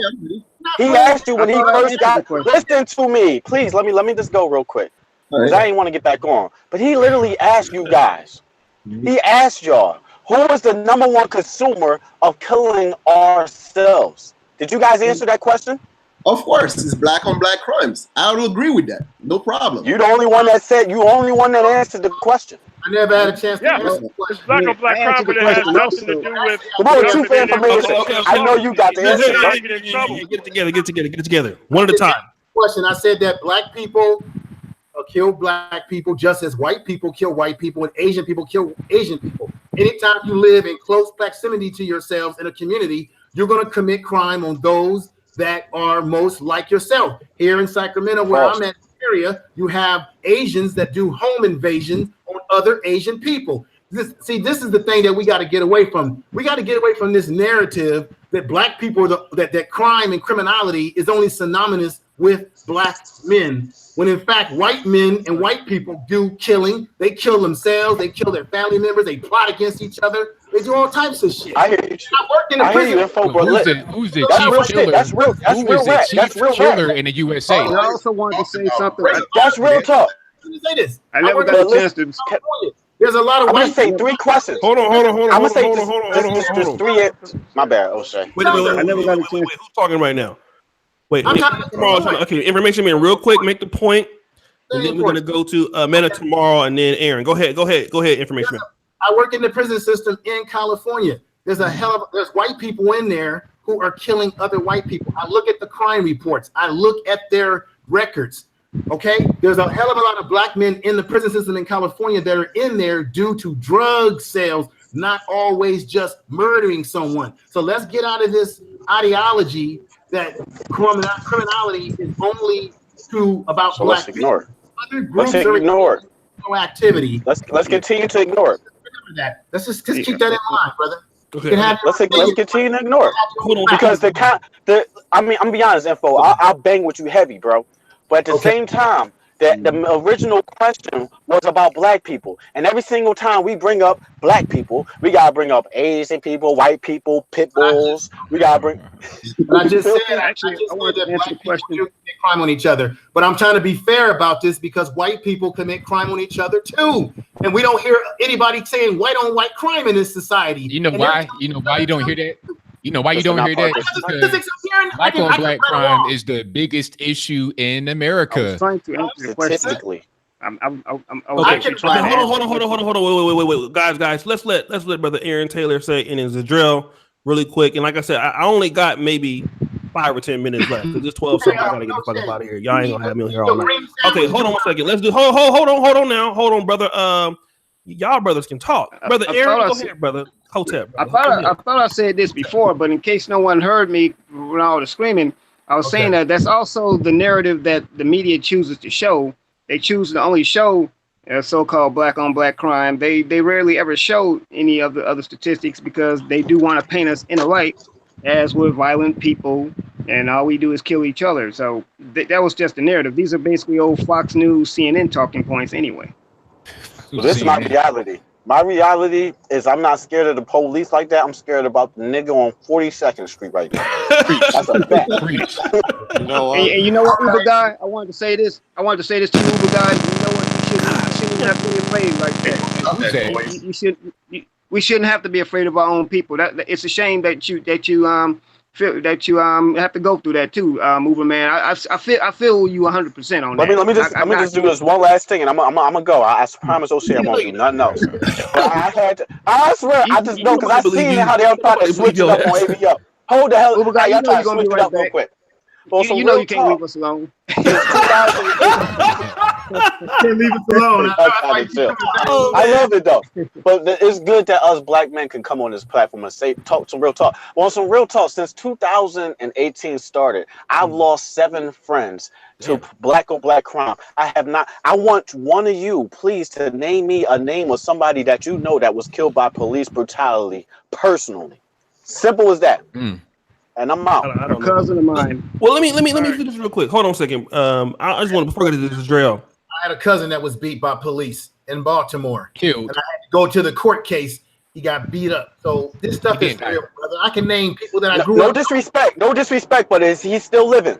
I want to know who's passed away. I had friends. I've been on record in Queens, New York, when they were doing stop and frisk. Of having that same exact situation, and I'm still on this side right now. So I need to know who RIP'd from police brutality on this platform ASAP. I have a cousin who was killed in Chicago. You know that's not all right, hold on, listen, y'all. I'm trying to tell y'all, brothers, man. A hotel. Look, I gotta go. Y'all niggas keep talking. I was just answering. Keep messing up, man. All right, hold on. I was answering Uber, man. This is what I told you, brother. You wanted to come on. I told you ain't enough. Y'all gotta know, man. Next week, it ain't enough. When you get information, man, in ABL, them two by themselves. Listen. You ain't gonna get the mic clear. I'm just letting you niggas know. Okay, I'm trying to be fair. All right, hold on. Let me go to brother Israel real quick. But yo,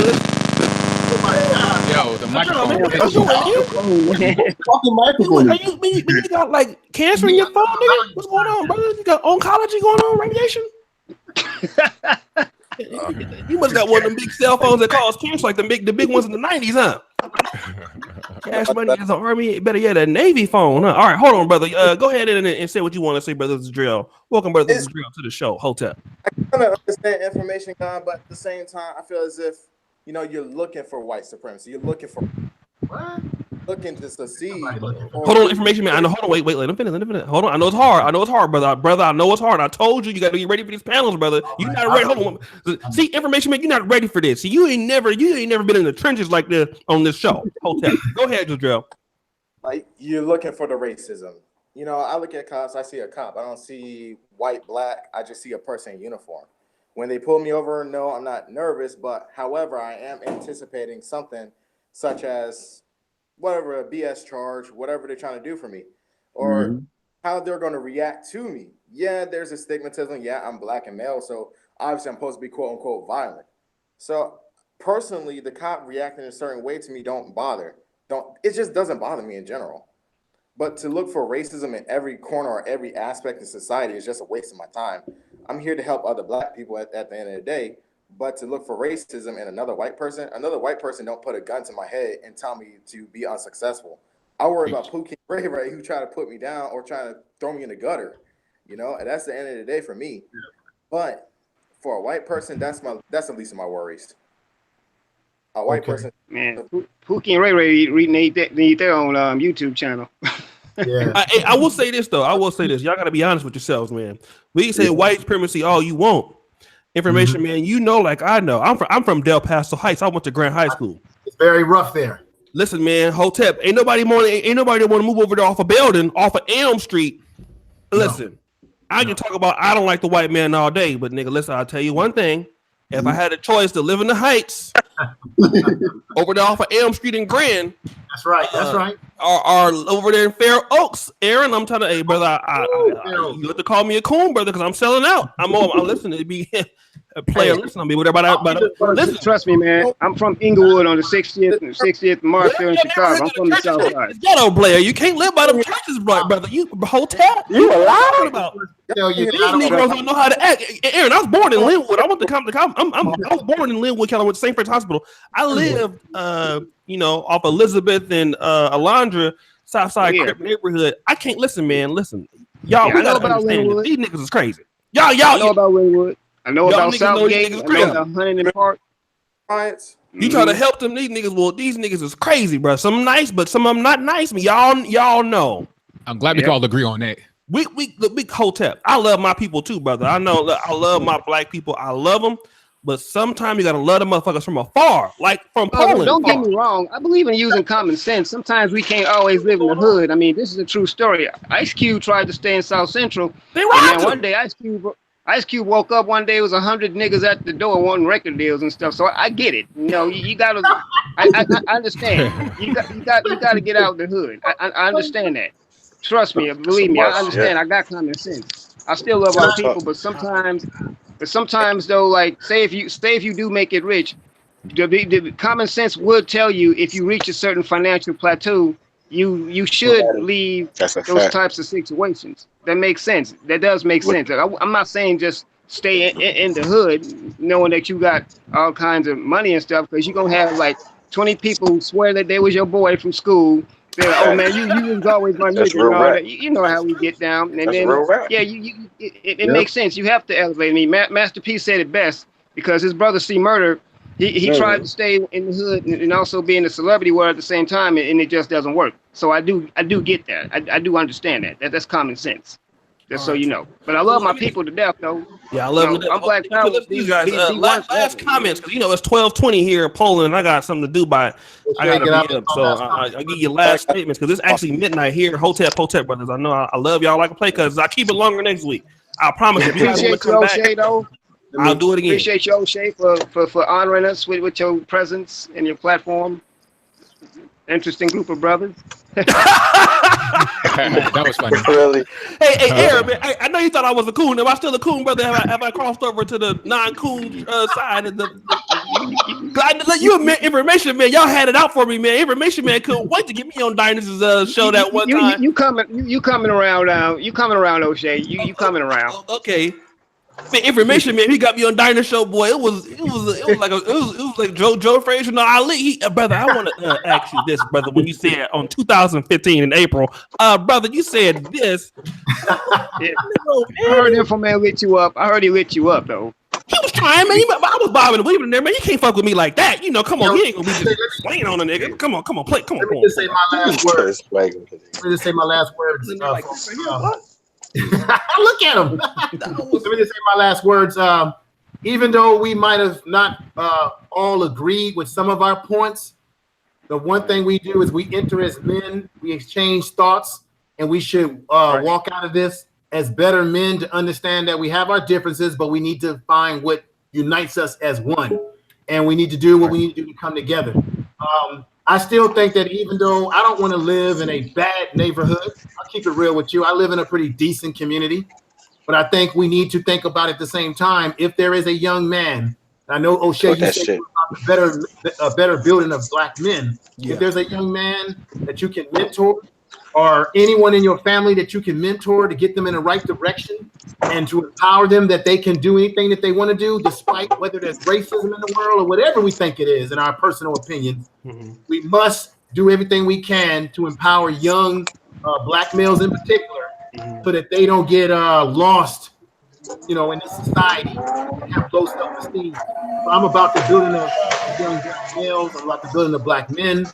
And even if I have a different opinion than some of you on this panel, you know what? I can agree to disagree. And still, I'm going to say you're my brother because, hey, you're a black man just like me. You bleed like I do. We both have to live in this society and take care of our families and do the best that we can to make it in this world. So, O'Shea, I want to thank you for having me on. I want to thank everybody on the panel that put up with some of my raving today. But, you know, it is what it is. And LB, even though I don't agree with some of the things that you say, brother, I don't have no hate or malice towards you. Do your thing, brother. You're putting out your content as best you can to put out the information that you have, brother. Do your thing. I'm not going to hate on you. We just have two different perspectives, but that's okay because black people are not monolithic, right? We don't all think alike. So I'll leave you with that. I love everybody on the panel, and we gotta do this again, O'Shea. This is fantastic. Oh, next week, hey man, people, you getting a lot of fans, man, in the chat room. Information man, he the shit, nigga. I love him. We gonna bring Information man back. Hey, your rants are classic, bro. Like for real. Like I hate to see you on the streets, nigga. Like for real. You're like Hotep, nigga. What, nigga? Fuck you, like, bro. You kind of crazy. When you coming back to when you gonna visit Sacramento again? I ain't coming to see you, dog. I ain't trying to get beat up, brother. I'm kind of scared, nigga. The way you going off, nigga. Like I'm afraid to say anything about Trump around you, motherfucker. I'm gonna see when I get back, man. For sure. Oh yeah, wow. Aaron gonna be there. Get his ass, boy. Get him. Get him information. Get him. Hit him again, nigga. Hit him again. Cool. Cool that. Oh man, y'all scared Uber guy way out of him, brother. I'm gonna be Aaron. Man, beat that coon out of him, brother. Pick the coon out of him. I want to send a shout out. I want to give a shout out to the brother that just came in, brother Z. I want to pronounce your name wrong. And I also want to send a shout out to the Art Benicia. Appreciate you, brothers. What's your name? ABL. Oh yeah, to Anthony Brian Logan. I just wanted to say, listen, bro, I don't hate you either. You know, I think you're a good brother. You know, like Info Man said, we just have two different perspectives. I think you probably need to maybe see a little bit more and do a little bit more research and stuff like that. But other than that, no, I see what you do. You do what you do. And also shout out to Jordan also. So I mean, I want to make sure I say hello to all the brothers that was on the panel because it's nothing but I have no ill will to none of you cats because we all got the same skin. We have different perspectives and thought processes, but at the end of the day, we still black. And in this society that we live in, they gonna still see us as black. And, no, you're right. And as O'Shea would say, Hotep. Hotep, brother. Let me just say this real quick, man. I don't know if y'all noticed, but like a lot of people thought I had like some coolness videos and stuff like that. And I've made some statements that I have a different perspective of Black America than a lot of people. In a lot of ways, a lot of my perspective is somewhere I would say I'm in the middle of ABL and Information Man. I'm right there. I'm sorry, like if I was in between Information Man and Aaron, I'm like in the middle of them and ABL. But I will say this: I did have an opportunity to get if I would have cleaned up my act a little bit more to go like mainstream on YouTube and maybe get it like, you know, more family friendly audience or something like that, do my ABL thing. But I stayed over in Negro too, you know, for this reason, because I wanted to bring the brothers together. I wanted to, you know, have these kind of conversations for, you know, for us, because all of us would have never been on the same panel. It would have been like Aaron Collins would have never did a show with ABL. It never happened. Information Man would have never been on. Never in a million years, it never happened. So that's why these shows are so powerful, because you get all these people in here, and I appreciate that you black men just come together, man. And it was a little rough at times, but I thank you guys for the support, you know, and just and to been a good show. Man, tomorrow, man, go ahead on and shout yourself out, player. I mean, this has been a great All show. right. Oh, hold on. Go ahead. Wow. All right. All right. See, this is the problem I kind of have. We don't care about black on black crime until a police officer kills a black person. And I think that is 100% bullshit. 100%. Anybody who tries to do that shit, they know exactly what they're trying to do. They don't check in with black on black crime statistics before they start pulling out guns and shooting people. I used to be a cop, okay? They sit there and put up with white people shit all day, and the moment a black motherfucker step out of line, they fucking drop the whole house on them. So if anybody says that they don't treat motherfuckers differently, you're full of shit, okay? I was there, okay? Used to do it. I used to see that shit. And guess what? I turned the motherfucker in and they took my ass off the force. Why? First and foremost is to protect their power. They don't give a fuck about policing. Most of those dumb motherfuckers who are police officers, they can't do shit else. That's why they're cops, okay? And we don't have intelligent motherfuckers being police officers. We don't have minimum standards. They don't ask anybody about any of the shit that they do before they become a cop. So when I see black motherfuckers who just throw that fucking hot fire in there about black on black crime the moment somebody else, but guess what happens to those black motherfuckers who do black on black crime? They take their black asses to jail. Police officers don't go to jail. That's the whole point. And when people try to come over and try to gaslight and try to act like this shit ain't a Closing big fucking statement, deal, please. or ABL. Go ahead, MOT. ABL trolling me, man. He be the asshole, man. Go ahead. I mean, his point is easy because he don't give a fuck about people. For real. Not a white or black. For real. It is very easy. We were having a nice moment. Everybody was being nice. No. I know, but when you sit here and gaslight people and do all that kind of shit, like, dude, most of this shit ain't even political points. You just look at the points and you just gaslight people, man. Like, you have to understand that some of these things are different for other people, even if you don't want to acknowledge, because that's your presupposition is that none of this shit ever happens to anybody. And if you complain, you're the problem. It's all in your head. I mean, you can't want to be nice after saying the Ku Klux Klan didn't bother your family. Whatever. Just make a closing statement so we can be out. That's what I'm saying, man. Like, all right, this is a good show. Listen, next week. We're gonna have it again next week. Oh, by the way, everybody's presence. But Dinah said he can't come on. He said he can't stomach ABL, so he ain't never coming on with you. Hey, that's can't do it. Too sensitive. He just troll from the comments. He can't be on the same. Hey, that's he fine. Be on the same panel. But that's what I mean. Why would I care about that? You get a person who is an ex-police Dinah's officer being here would not affect me in a negative way or positive way, so it don't even matter. Who cares? Yeah. Okay, hold on a second. I know. I got it. Like I gotta get the fuck out of it. So, closing statements. Zadrell, go ahead and guy came back again. I did that. All right, hold on. Zadrell, go ahead. Zadrell, go ahead.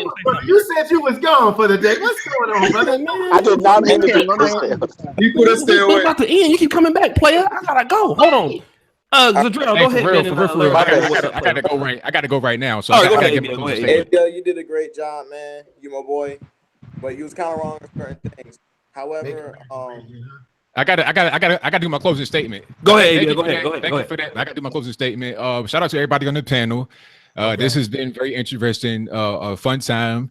Hopefully somebody gained something from this. It doesn't matter left, right, center, whatever. Hopefully you gain something from this. That should be, in my humble opinion, the takeaway from this talk. I don't want to come on the panel and be unproductive. So hopefully it was productive for you guys out there watching. But if you want to subscribe to me, you can go to my YouTube channel. Just search the 3 letters ABL on YouTube. I come right on up. You can also go to my website. That's anthonyblogan.com. That is ANTHONY, the letter B, LOGAN. Check me out. Follow me, Instagram, said Facebook, Twitter. Follow all of that, and y'all have a good night. All right, You got check your MySpace Facebook, man. Check your Facebook real quick. Go, thanks All for right, coming I got on, you. brother. All right, MySpace. hey, MySpace. Go ahead, Zadrell. Go ahead, Zadrell. Go ahead, bro. Yeah, it was a good panel. Some of you guys are a little misinformed, but however, I learned quite a bit. You know, I'm the youngest guy on the panel. I just turned 20. brother, you young and wet behind the ear, brother. You haven't lived that much life yet. Oh, come on, information, man. Hold on, wait. Hold on, How old is this brother? Wait a minute. No, wait a minute. How old is this brother? Talking about some of us are misled. How old are you, brother? You probably just got here in the egg shell just yesterday. How old are you? Bro. How old are you, brother? Because if you in your 20s, you ain't in no position to tell me what I'm misinformed about, brother. I've been living on this earth longer than a pair of your drawers. Quiet, old man. It's my time. Hold on. Okay, look, y'all, I gotta go, man. I promise you, I'll do it tomorrow if y'all want to come back on. I got a hamburger sandwich for you over here. Come and get it. Okay, all right, hold on, hurry up, man, because we got I keep telling y'all, well, y'all keep making the show longer. Okay, Zadrell, say what you gonna say. I'm gonna let you stay awake. No, man. All right, Jordan, and then we up out of here, and Art, because I gotta go. All right, it's a good show. At the end of the day, I think the police brutality thing is not white or black. I think it's a cop issue because I can't hear you, bro. That's the system. So that's just a cop issue. Okay. I learned quite a bit from you guys, but also we got to remember the white supremacy thing came from a black slave master in the beginning of America. So at the end of the day, you know, y'all guys are smart. Love your content. Keep up the good work, and see y'all next time. See y'all next time. All right, and let's go ahead to brother Jordan. All right, I'm gonna head out, but I thought this was pretty fun. I loved all the yelling that we all did. Yeah, that was the best part. I ain't gonna lie. That shit was one thing I will say is that I honestly did hate this whole appeal to authority fallacy that Man of Tomorrow was pushing. You know, I'm a cop, therefore I'm right and you're wrong. Clearance rates are very low in places like Chicago and stuff. Like the clearance rate right now this year for murders is 14.2%. He said most of those murders go to jail. I'm not sure about that. But you know, there's so much information we could talk about. But this was a pretty cool discussion I had with you guys. We had a lot of disagreements, but overall, you know, it was pretty cool. I really like you guys. I appreciate it, Jordan. And as someone from the South Side of Chicago, I know the statistics quite well, and I still have family that live there. It's not the cesspool that the media wants to make it out to be. Oh, I'm well aware. It's not the cesspool, but I mean, there are problems there. Don't you agree? Like with the whole riot that happened a few days ago. Yeah. It's problems there. I mean, like any other major city, you know, you're gonna have problems there. I won't put it this way. I'm a product of the inner city. I feel safer in the inner city than I would feel in one of these small hick towns. I mean, I love living in the city. Yeah, and I touch on this. You know, I get personal about this stuff because I had an uncle back in 2015 who was shot in Chicago and killed. He was a civilian employee for the Chicago Police Department. You know, and he was killed, and only one of his murders was found. And the worst part is he was killed for no reason. They got the wrong victim. You know, so every city has their problems. Chicago isn't like the swamp that people portray it out to be. But you know, these things are things that need to be talked about, and that those riots definitely, you know, show that. Yeah. So, I mean, I'm old school Chicago. Your viewpoint I don't about subscribe it. Right. I don't subscribe to that whole Chirac. I mean, I'm from the neighborhood that they call Chirac, which is called Inglewood, but I don't call it Chirac. You know, I'm old school. I call it either Chi-Town or, you know. All right then. All right, let me. Who else is and guys, thank you guys again. I gotta shout out all the super chats, and I'm a little bit late for an appointment because so much talking for you brothers. You black men. Okay, hold on a second. Let's go on Art Bernaka, man. Art. All right. Look, a wise man see himself to be a fool, while a fool think of himself as a wise man. We're so caught up in information and knowledge, we actually don't have a drop of wisdom. And our ego often gets in the way. So as far as personal experience, we might have certain personal experience, but it's not always what is going on everywhere else, whether it's in America or whatever it is. So we sometimes have to be open-minded to other people's knowledge and to also know that we're not always right. And with that being said, as far as white supremacy, if we only have one track mindset, we actually sometimes miss the other opportunities that are put in front of us because we're too busy just seeing one thing. And with that being said, this is my closing statement. You guys were awesome. Anthony, I called you Snoop before. I apologize. You are awesome. Men of Tomorrow. What's this dude's name? The one with the headset, the one that was arguing with ABL. Yeah. And Information Man definitely got to come back, man, because his rants was just. I ain't gonna lie, man. I like them rants, brother. Information Man, you were awesome, man. And ABL. I see that you got the Caribbean accent, brother. Where in the Caribbean are you from? Oh, I'm Haitian. Haitian. Oh, okay. So look at that. That was the first. He was the only non-African American on the panel. So, and y'all know me. And listen, Information Man. You know me and you differ in this. I don't. I'm very pro African American. So, you know that. So I'm really like pro African American first. And okay. So I don't, you like, y'all know I have my things to say about, other black groups in America. I'm pretty strong on that. But like I said, hotel. Well, just like I'm Haitian first. So I get hotel. But I let the brother rock because he bought a Bootsy Collins album before, so I let him come on in there. See that's a cool thing, right? P-Funk, so that's the thing, right? Because we all try to put our race first, right? We all try to put our people first and whatnot. So then, therefore, can we actually really blame the white people for trying to put their race first? No, I agree with you. They should. Unity, and just so Haitian is not a race; it's a nationality. You're actually black, so that's your race. Yeah, Haiti happens to be the country you're from. Oh yeah. I mean, I understand that, but like, from my culture perspective, we tend to actually see, we pride nationality first before skin tone. So nationality first. Okay. Yeah. So that is the difference. That's why I say, I'm Haitian first. Okay. That makes sense. African Americans, we do it backwards. Black first and then whatever. Okay. Yeah. Yep. Makes sense. So with that being said, I enjoyed the discussion. It was freaking awesome. I've learned a lot from you guys, and thank you and I appreciate it. I'm gonna find your name so I can subscribe to y'all. All right. I'm the real Aaron Collins. I'm not that fake ass nigga.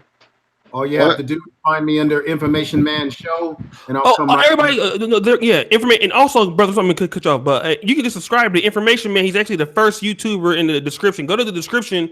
You can subscribe to all the brothers. They're all there. Go ahead, Information Man. I'm sorry. You got my link, O'Shea? Yeah, I got your link, but I gotta put it in the description right now. Hold on, let me do that. All right, take your time. Your YouTube. Let me do this real quick, Cole, because you send it to me. So I'm the real Aaron Collins. I ain't that fake ass nigga walking down the street. I'm the real one. Ask somebody. I'm just saying. I'm just saying. Oh, man. All right. So peace and love. Thank you guys. Everything. Hold on a second. Let me one thing. Let me get Underdog. I gotta also shout out the super chats because Hey Art, do you still live in Haiti, Art? Oh no, I'm here in the States now. I lived in Poland for a little while, and then I'm here. I'm like back and forth from here to Europe. So okay, all right. Okay. Let me guess. Were you like born in Port-au-Prince? What happened? Were you born in Port-au-Prince? Yeah, around Port-au-Prince. That's around the area I came from. Oh, okay. All right. O'Shea, brother, we got Mr. Research in the chat room too, brother. Yeah, shout out to Mr. Research, man. That's my brother right there, man. The Wolf Lifestyle. Oh, okay, he keep changing his name, man. I keep telling him every 5 seconds he changes his name. I think I saw Jump Pop. Keep your name the same, player. Hey, Q, I saw Jump Pop earlier in the chat as well. Yeah, shout out to Jump Pop. I send Mr. Research a link every day or email every day to get on the panels, and he just come in like I see him on everybody else hang out. I guess I ain't good enough or something. You don't want to, you know what I mean? Every time I send one of these out, I send one to him. And he must don't get his email or something. I need to address Q real quick. Hey Q, I made a podcast and I've actually had some reservation about your content. So I want you to know personally, You know, Oh, check it out. So you know, there's no hard feeling, bro. okay. See. All So right, let so me hold on a second. Let me do this real quick, guys. Just real quick. And guys, again, I'll do a show tomorrow night. I don't know whoever want to get on. Just email me right now. I will have a good topic tomorrow. Next Sunday we'll talk about like I don't know. Me and the British group are talking about police brutality in London. Shout out to them. I don't know if you guys have caught them post podcast. We do a podcast every Saturday. I hang out with all the British dudes, British blacks, and it's just kind of interesting to hear them like the British accents. I think you were here yesterday, Aaron. You heard it, right? Yeah, I heard it. Yeah, you had a lot of the UK brothers on there. What did you think about that? That was a pretty interesting topic. It goes to show that well, obviously white supremacy is global. It's a global phenomenon, and we got brothers that have some of the same mindsets globally as well. Okay. I mean, some of them use the same word. Like it was the one brother that mentioned that the British version of Pookie and Ray Ray. That was a really interesting thing he said. And this is the brother that said he almost got killed by a sister. Sister almost got him killed. Yeah, that's him. That's him. Okay, so we'll talk about maybe like the police brutality topic next week, something like that. Let me just shout out to people. Dwayne 2827, thank you so much. Super chat, Super Tris. Got to get my brother on here. He's a moderator. He be on my boy Marcus Brown hangouts. They be having hangouts for like 45 hours. White supremacy is real, but it's not an excuse for black and 40. Respect to O'Shea, Duke, MOT, ABL on the panel. Turf Orca, my brother. Crime knows no bounds. Blacks is publicized. Darrell Peel. Thank you, brother. $10. Dre and Diamond, I agree. Both sides is the middle ground. TLV Digital Media ABL. We sick massa. Boy. Boy, ABL got some enemies out here on these channels, man. What every man should think. Project Mayhem. Police are revenue agents for the city council, state corporations, and court business. More black men in jail in the USA than in prison women worldwide. That is genocide. All four pockets capped. Too many cops, not enough sheriffs. Fly guy, unless a man gonna work to kill, I'm gonna live for free mentality. Held high, live free or die. Silky 3, low IQ for the most lack of fathers. Pimp idols equals today. King Nick, why haven't we heard of Asian Americans complain about white supremacy? Not to discredit anyone's experience. Asians were discriminated against in U.S. history, yet as a group are kicking ass today. What can we learn from this? Shout out to my brother out there. He's in ATR by way of Europe. Soldier 84, ask ABL, where the white women at?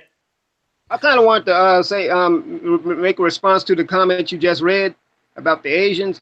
Hey, true enough, I do agree that Asians have been discriminated against, but at the same time, Asians also have a power backing and a power base, not to mention they have an entire country where they come together so they can actually combat it a little bit better than we can. So they have their, and like Information Man said earlier, they do still have their culture intact. And I tend to think of it as Asians, in a sense, to me, in a way, really honorary white supremacists as well, because they will accept them and Latinos a lot quicker than they would accept us within their fold. That's a good point. Let me just say this too: Asians are not seen as a threat to the system of this country. They don't see them as a threat. Black people, I think, we're seen as more of a threat, particularly black men.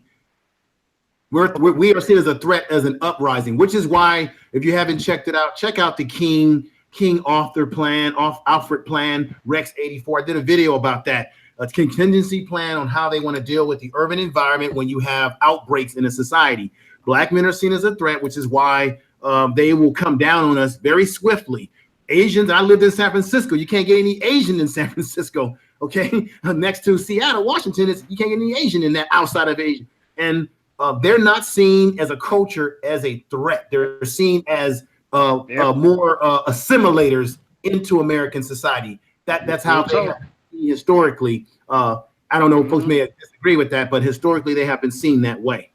Okay. Even here in LA County, in the San Gabriel Valley area, you have a bunch of little Chinatowns in that area. That area of LA County is known as one of the largest outside of Asia Asian communities in the United States.